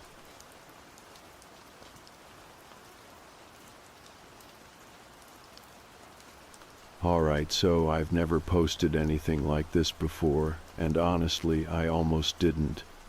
Feels weird to put this out there, like it's not really my story to tell. But I haven't stopped thinking about it for weeks, and I guess I just need to write it out. Maybe someone's heard of something similar, or maybe I'm just going a bit mad. Anyway, it's about my son. He's 7. Bright kid, chatty, imaginative, like really imaginative. He's always making up games or little scenarios for his toys, that kind of thing. Nothing unusual, but a few weeks ago something started that, well, hasn't stopped bothering me. It started as a bedtime thing. I just tucked him in. It was a Wednesday night. I remember that clearly because I had just finished washing up and was looking forward to finally getting off my feet, and he says, totally casual, "Do you want to hear my story?" I said sure, thinking he'd go on about space pirates or that raccoon detective he made up last month. But no, this time it was different. His tone changed, slower. Like he was remembering it rather than inventing it. He starts telling me about this woman who lives in a basement. She's not allowed out, he said, like that was just a normal sentence. I asked him what he meant, and he shrugged. She's not allowed, the man told her. I tried to gently press a bit, curious, but not wanting to lead him. He kept going, said the woman's name was Lely, or maybe Nellie, he wasn't sure, and that she had a red door. Not just any red door, though. He said it was red like crayon, but not scribbled, all perfect. Then he said she had yellow wallpaper with little birds on it. Now, that might not sound that weird, right? Kids come up with stuff, but the way he said it, like he was trying to get it right, like the details mattered, it made my skin crawl a bit. He told me she used to smell like lavender before, but now she smells like the bin when it's too full. He told me about her birthday cake, that she never got to eat it because the man said birthdays are dangerous. That part stuck with me. I asked who the man was. He got a bit quiet then and said, "He walks funny. He's got a bend in his leg and goes bump bump when he comes down the stairs." Then he mimicked a limping sound, rhythmic, like he'd heard it before. Now, here's where I started to get uneasy. It was too specific, too odd. He wasn't telling it like a scary story either. He was just describing it, like it was a fact, like it was something he knew. I asked where he got the idea, and he just said, "I made it up." I didn't push more that night, kissed him goodnight, turned off his lamp, and just sat in the hallway for a minute, trying to make sense of it. Told myself he must have seen something on YouTube or heard something from a kid at school. Maybe it was a game. Maybe I was overreacting. That was 2 weeks ago. Since then, he's told me more every couple of nights, bits and pieces, like he's remembering it slowly. And every time, it's got the same feel, strange, specific, and just a little too real. He said the basement smells like old metal and wet towels, that the woman keeps a blanket with little blue stars on it, and that she cries without sound, that sometimes she writes letters but doesn't send them. I've asked him to draw things a few times, just casually, like, "Hey, can you show me the door?" Or, "What do the birds look like on the wallpaper?" And he'll draw it. Not like a kid guessing, like someone copying from memory. And look, I know what this sounds like. I know how it reads. I've gone over every possible explanation. I don't think he's possessed or anything like that. But I don't think he made it up either. Or at least not all of it. The turning point for me was a few nights ago. I was tucking him in again, and I said something like, "You've got quite the imagination." And he looked at me really seriously, not scared, not playful, just matter of fact, and said, "She's still down there, you know." I asked what he meant. He just said, "She never got out." That night I didn't sleep. I started Googling, just keywords at first, "missing woman red door wallpaper." Then I started narrowing it down.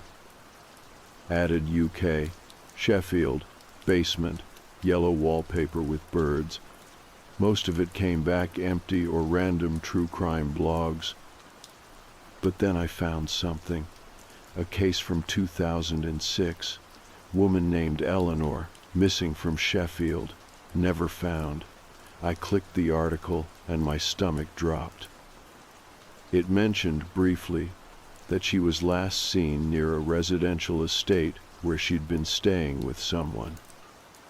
The article said the family hadn't released many details, but there was a quote from a neighbor about how the house had a weird door out back, painted bright red like a toy. There was nothing about the wallpaper, nothing about the limp, nothing about the cake, but I found a local news archive with an old photo from when the police were searching the property. The door. Bright red, paint too clean for an old house. I haven't shown it to my son yet. Honestly, I'm scared too. I don't know what he's remembering, or how he knows any of it. But I'm starting to wonder if this story isn't his at all. I didn't bring it up the next morning. I wanted to. I had questions circling my head all through breakfast, but I kept quiet. My son was just sitting there, swinging his feet under the table, chewing cereal like nothing strange had ever come out of his mouth. And that's what made it harder to process. He looked completely normal. 7 years old, slightly sticky with milk on his chin. How do you ask a kid why he knows the layout of a basement no one's talked about in public? I went through the day distracted, work emails, laundry, dishes. It all felt like filler. My brain kept returning to that red door and the smell of wet towels and metal, like he'd said. And I know memory isn't perfect, but I kept hearing his voice saying that line over and over again. It didn't feel like something a kid would make up. Or if he did, then it wasn't a normal kind of imagination. It felt remembered.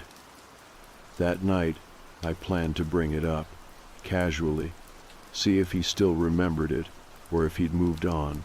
Sometimes kids say strange things and forget they ever said them.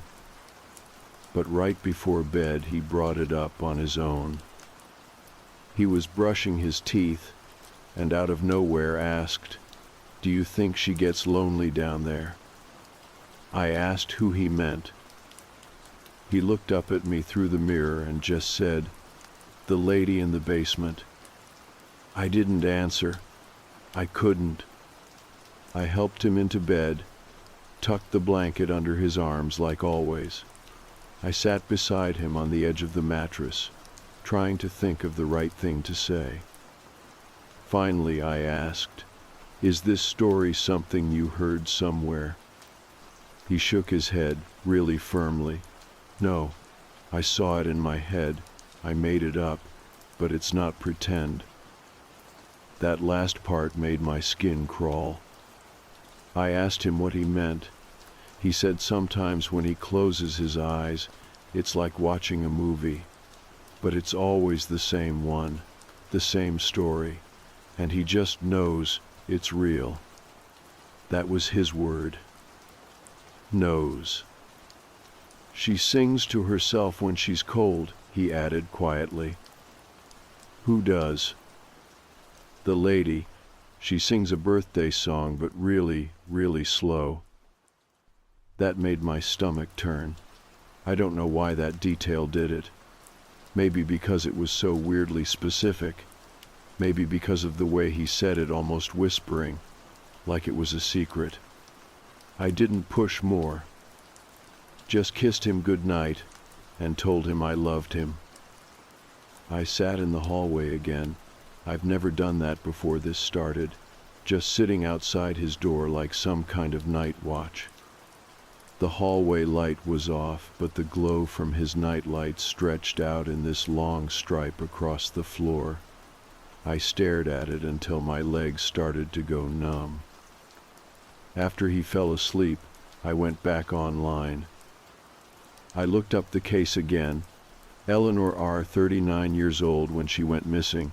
Her photo was in all the articles: kind face, long dark hair. She had worked at a cafe on the corner of London Road and lived in temporary housing not far from where we are now. The articles mostly said the same things: disappeared without a trace, no forced entry.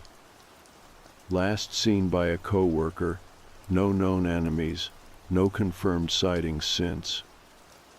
One piece mentioned a man she had been involved with, briefly, said he walked with a limp due to a car accident years earlier. I stared at that line for a long time. The wallpaper hadn't come up in anything I could find, nor the smell, nor the cake. But now I was starting to wonder if anyone even thought to ask. I didn't want to involve him any more than I had to. But the next evening, I tried something. I printed out some pictures of basements, just random ones, found online. Some clean, some cluttered, all different. No obvious crime scene stuff, just storage rooms, mostly. I told him I was working on a drawing and needed his expert eyes. That's how I said it, tried to make it a game. I laid them out on the floor and asked if any looked familiar. He went through them slowly, dragging his finger across each photo like he was trying to pull something out of it. Then he stopped on one. "That one's close," he said, "but the light's wrong." "What kind of light is it?" He shrugged. "It flickers." He pointed to the ceiling of the photo and tapped it. "There should be a string. You pull it, like this." He mimed pulling a chain, hand over head. I looked closer at the picture. No string light, just a recessed bulb. He was right, not a match. He moved to the next one and stopped again. "That one's better," he said, "but the walls are too clean. Hers have bumps." I didn't know what he meant, so I asked, "Bumps?" like when paint's over bricks, but you can still feel the bricks under. That caught me off guard. It was such a specific detail, not the kind of thing a 7-year-old invents for fun, and he said it without hesitation, like it was obvious. He moved on again, then circled back to the first one and said, "This one smells more right. The metal smell. You can almost taste it." He didn't say anything after that, just went to brush his teeth and left the photos on the floor. I sat there staring at them, feeling cold all over. The more I heard, the more convinced I became that he wasn't inventing this, at least not from nothing. Maybe it was something he saw once. Maybe someone said something near him, and he absorbed it in that way kids do. But the details, they didn't feel secondhand. They felt lived. I still haven't told anyone else. My partner's away for work, and I don't want to dump all of this over the phone. My sister thinks he's just creative, but she hasn't heard him talk about it. I don't know where the line is between coincidence and something more. All I know is this doesn't feel like just a story anymore. The first person I really told was my friend Claire. We've known each other for years, and she's the kind of person who actually listens instead of just waiting for her turn to talk. We met up at the cafe near the park while my son was at school. I hadn't planned on spilling everything, but once we were halfway through our tea, it all sort of came out. I tried to frame it like a weird parenting story. Started with, "Hey, do your kids ever come out with stuff that's just really specific?" And then I told her about the woman in the basement, the red door, the birthday cake, the man with the limp. I expected her to laugh, or at least raise an eyebrow, but she didn't. She just sat back in her chair, arms crossed, listening carefully. When I finished, she leaned forward and said, "You know I watch all those crime shows, right?" I nodded. Claire is a true crime nut. Always has a podcast in her ears, always quoting something grim she read. "Well," she said, "that birthday cake detail, that stuck with me. I swear I heard something about a woman who went missing, might have been years ago, where there was some unsolved stuff about a birthday party that never happened. That threw me. I asked if she remembered any names or places. She couldn't, but she said she'd dig around when she got home. She made me promise not to Google anything while she did, which was pointless because of course I did the second I got back. Still nothing solid, just the same articles I'd already found about Eleanor R., the missing woman from 2006, the red door, the quiet exit, no updates. Claire texted that night. She hadn't found much either, but she told me she believed me. That part surprised me more than anything else. I guess I expected people to think I was being dramatic or maybe projecting stuff onto my son. But she said, "I don't know what's going on, but if he's saying these things unprompted, it means something." And yeah, that was the part I kept circling back to. Because it wasn't like he was looking for attention. He wasn't telling these stories with a flashlight under his chin. He wasn't trying to scare me. He was just remembering, quietly, on his own terms. A few days passed after that. Things felt a bit more normal. We had a weekend full of errands and laundry and cartoon marathons. I started convincing myself it was a fluke, maybe a weird coincidence. Maybe something from a half-overheard news report years ago that had wormed its way into his head. Maybe the human brain really does just invent stuff like this when it needs to. But then Sunday night came, We were doing our usual bedtime routine, brushing teeth, story, lights low. He didn't say anything strange until I turned off the lamp. Then, as I was walking toward the door, he said, "She tried the window again." I stopped. "What window?" "In the basement. It's small and near the top, like the ones in school toilets." That detail hit me hard. Our old primary school had windows like that, narrow ones right up at the ceiling line. He knew exactly what he was describing. I turned around and sat on the edge of the bed. "What happened when she tried?" He frowned, thinking. It was too small. She could see out, but she couldn't reach. And the man heard her. That's when he turned the light off for a whole day. That's how he said it, like it was just something that happened, like you'd say, "Then it rained."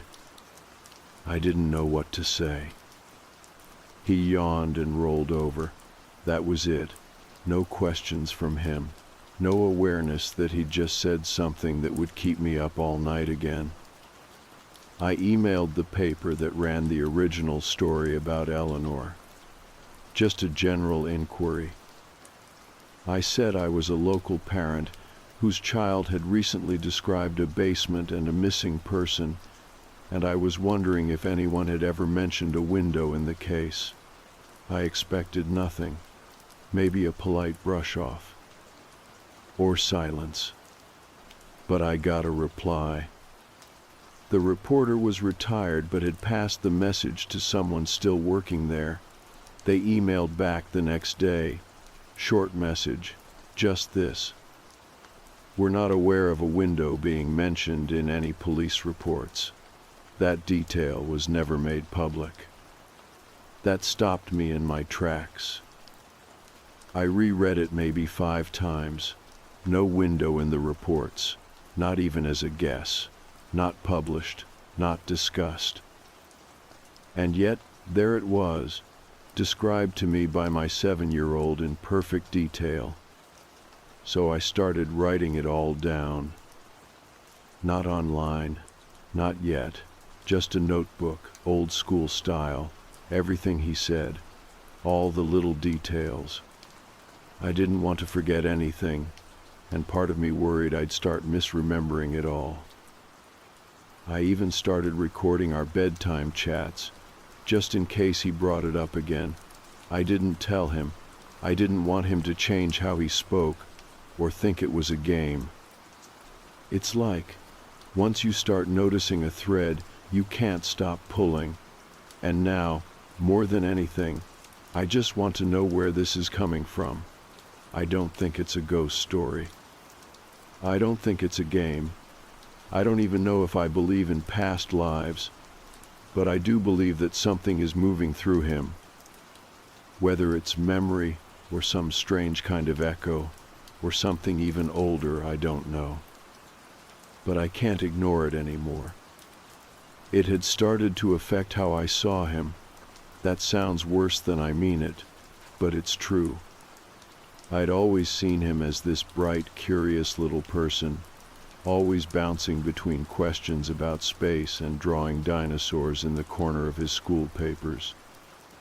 But now there was this quiet part of him I didn't understand, a place in his head I couldn't follow, and that unsettled me more than I wanted to admit. He didn't talk about the woman every day. Sometimes a whole week would go by with nothing. Just regular kid stuff, breakfast, cartoons, school runs. I'd start to think maybe it was over. Maybe it had passed. But then something would slip out again, casual, unprovoked, like it had never left. One night, I was half listening to him playing with his toy cars on the carpet, just zoning out on the couch. Then I heard him say, "You don't have to be scared anymore. He's not coming tonight." I asked what he meant. He didn't even look up. That's what she says to herself when she's trying to sleep. That night I poured myself a drink and called Claire again. She didn't say, "This is getting weird," or "You're overthinking." She just asked, "Do you want to come over?" So I did. We sat in her kitchen, and I filled her in on the new bits, the window, the flickering light, the man not coming tonight. Claire made this face, not shocked exactly, but disturbed, like she was trying to fit puzzle pieces together, and they didn't quite match up. Then she said, "What if he's not imagining her? What if he's, I don't know, remembering her?" "From where?" I asked. "A dream? A past life?" "I don't know, but it's not random. It's too consistent." She poured us both another drink and pulled out her laptop. She wanted to dig more into the case, not just Eleanor, but other missing persons in the area around that time. We went down this rabbit hole for hours, clicking through forums, archived newspaper scans, even some of those old blog sites people used to run about unsolved crimes. We didn't find much new about Eleanor. Same small pool of facts, same dead ends. But we did find a comment on a blog post from back in 2010. Anonymous, no name. It said, "I used to know a guy who worked maintenance near where Eleanor went missing. Said there was a unit with a weird smell and birds on the wallpaper. Told me once he was scared to open the basement door." We both just stared at it for a while. It could have been fake, internet nonsense. But after everything my son had described, the birds on the wallpaper hit hard. I remembered how he said they were yellow, and how he drew them wrong shapes, not like cartoon birds, more like little pointed figures with too many lines.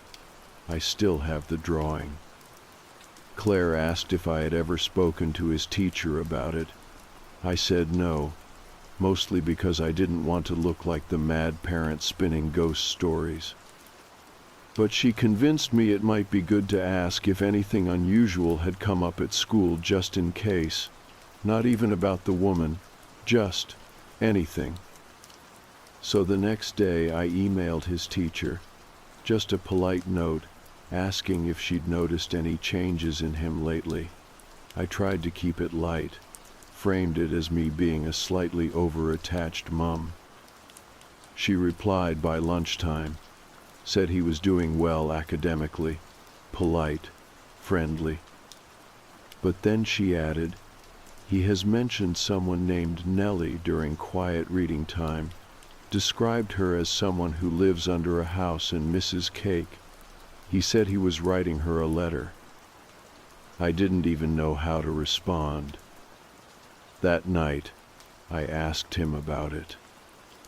He was in his pajamas, brushing his hair with that old plastic brush he refuses to throw out. I sat on the bed and said, "Your teacher said you were writing a letter. Can I see it?" He nodded like it was the most normal request in the world and pulled a piece of paper out from under his pillow. It was folded twice, just loose-lined paper with his messy writing across it. It said, "Dear Nellie, I hope you are warm. I will bring you cake if I can. You do not have to be afraid of the man with the wrong leg. He is gone. The window is too small, but maybe if you climb high, you can see the lights." That was it. I stared at it, then looked at him. He was already in bed, curling under the blanket. "Do you want me to post it?"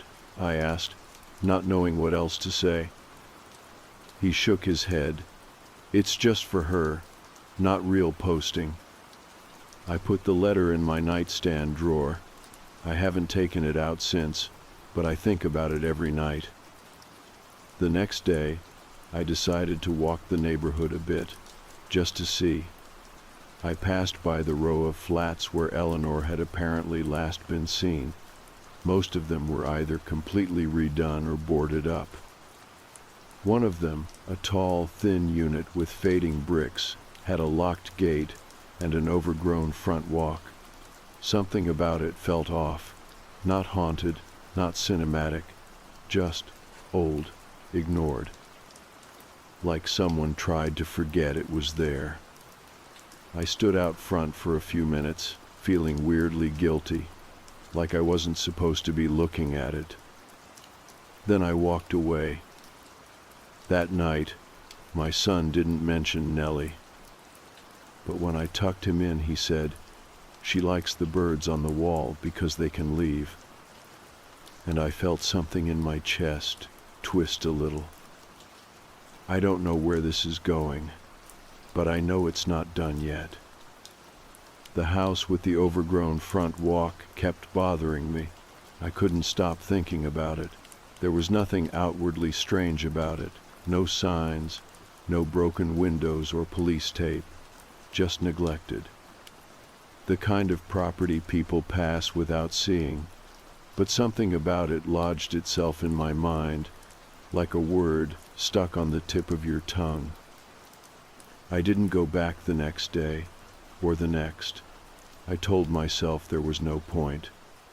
I didn't have a plan, and I wasn't about to go knocking on doors asking about missing people from nearly 20 years ago. But on the third day, I found myself walking past it again, not intentionally. At least I told myself that. I was taking the long way back from the shops, and there it was again. Same gate. Same weeds. This time I stopped. There was no number on the gate anymore, but the post had a faint outline where one had been. I looked at the building, 2 floors, narrow windows, faded curtains drawn shut. I don't know what I expected. A feeling, maybe, a sign, but it just sat there quiet and still. I reached into my pocket and took out the copy of the letter my son had written. I'd made a photocopy of it before putting the original back in my nightstand. I don't even know why I brought it with me, except that I hadn't been able to throw it away or leave it behind. I stood there for maybe 5 minutes, just holding the letter in my hand, heart thumping like I'd done something wrong. Then I folded it again and slid it through the letterbox. It made a soft sound as it landed on the other side. And that was it. I walked away. Back home, I didn't say anything to my son. He was building a Lego castle and singing a song about spaghetti under his breath. I watched him from the kitchen and wondered how much he really understood about any of this. That night, I couldn't sleep. I kept expecting something to happen. A knock at the door, a dream, I don't even know. But the hours passed and nothing did. Morning came like always. A week went by. Then one afternoon, Claire texted me. "You're not going to like this," she wrote, "but I just saw something weird." I called her immediately.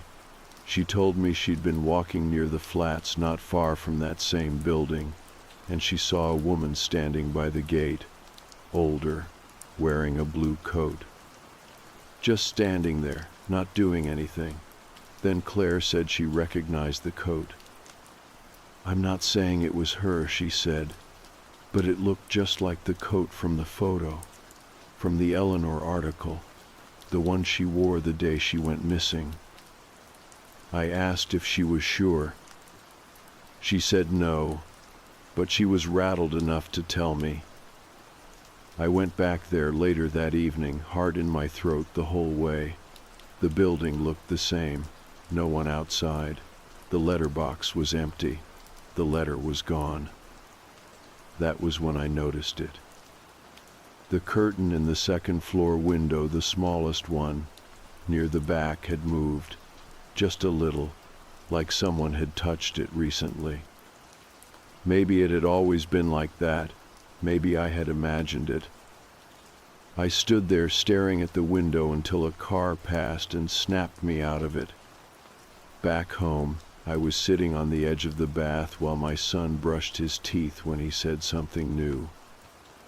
"She found the light again," he mumbled, toothpaste foam at the corners of his mouth. "What light?" He shrugged. "It buzzes now, but it's on. That means she's not scared."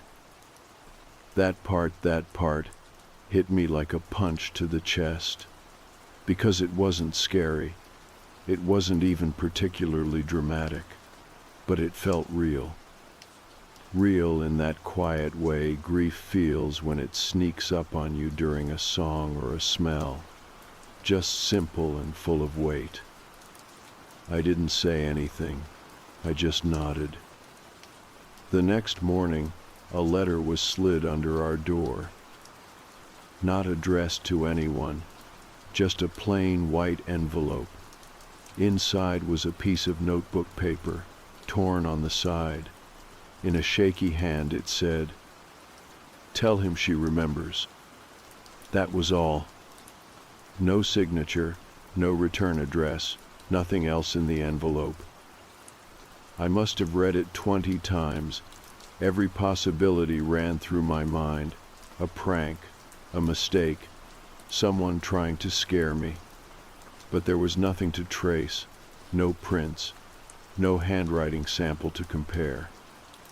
And I didn't show it to him, my son. I didn't want to plant anything in his head. I didn't want this to grow into something I couldn't pull him back from. But that night, when I tucked him in, he smiled at me in this quiet way I hadn't seen in months. "She remembers now," he said softly. I nodded. "How do you know?" He shrugged. "I just do." And that was it. No more new details after that.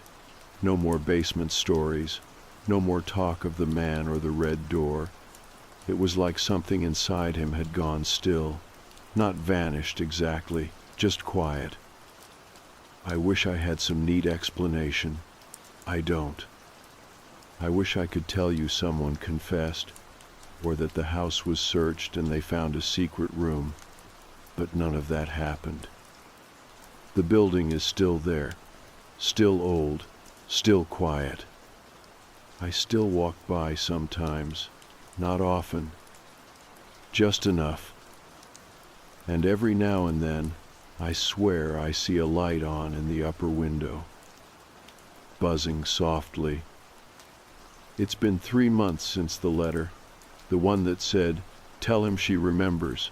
I still have it in a drawer, folded between 2 pieces of cardboard so it won't get crumpled. I take it out sometimes when the flat is quiet, when my son's asleep, and there's nothing left to do but sit in the kind of silence that feels bigger than it should. He hasn't brought her up again, not once. It's like a switch flipped. No more bedtime stories, no more drawings, no more strange lines about smells or singing or windows too small. He's gone back to being a regular kid, talking about Minecraft and what sandwich he wants for lunch. I didn't realize how much I missed the normal stuff until it came back. The shift wasn't immediate, though. It was gradual, like a fog lifting one layer at a time. At first, I didn't trust it.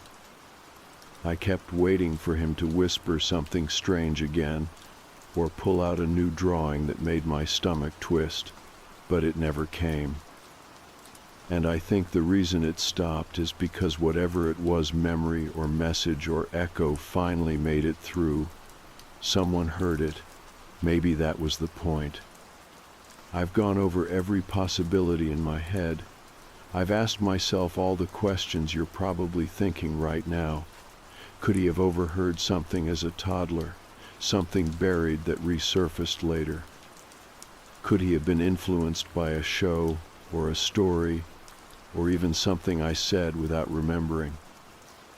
I've thought about brain development, about subconscious processing, about everything that might make it more explainable. But even with all of that, I can't account for the accuracy, the details, the timing. He should not have known any of it. And yet he did. I never took the letter to the police. I considered it, but I couldn't bring myself to explain the context. How do you walk into a station and say, my 7-year-old might be channeling memories from a woman who disappeared in 2006? They would have nodded politely, filed it away, and I'd have walked out feeling more alone than before. Instead, I wrote a letter of my own, addressed to no one.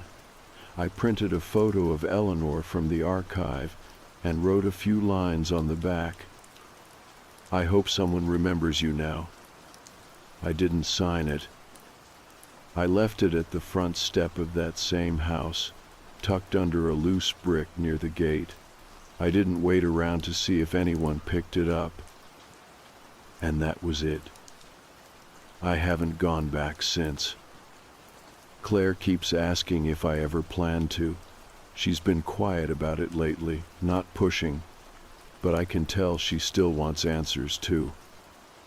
We sat on her patio one afternoon, both of us sipping tea while the sun fought through clouds, and she said something that stuck with me. Maybe it's not about solving anything. Maybe it's just about listening. And I think that's true. Because whatever this was, a haunting, a memory, a thread of something unspeakable passed from one life to another, it didn't come asking to be solved.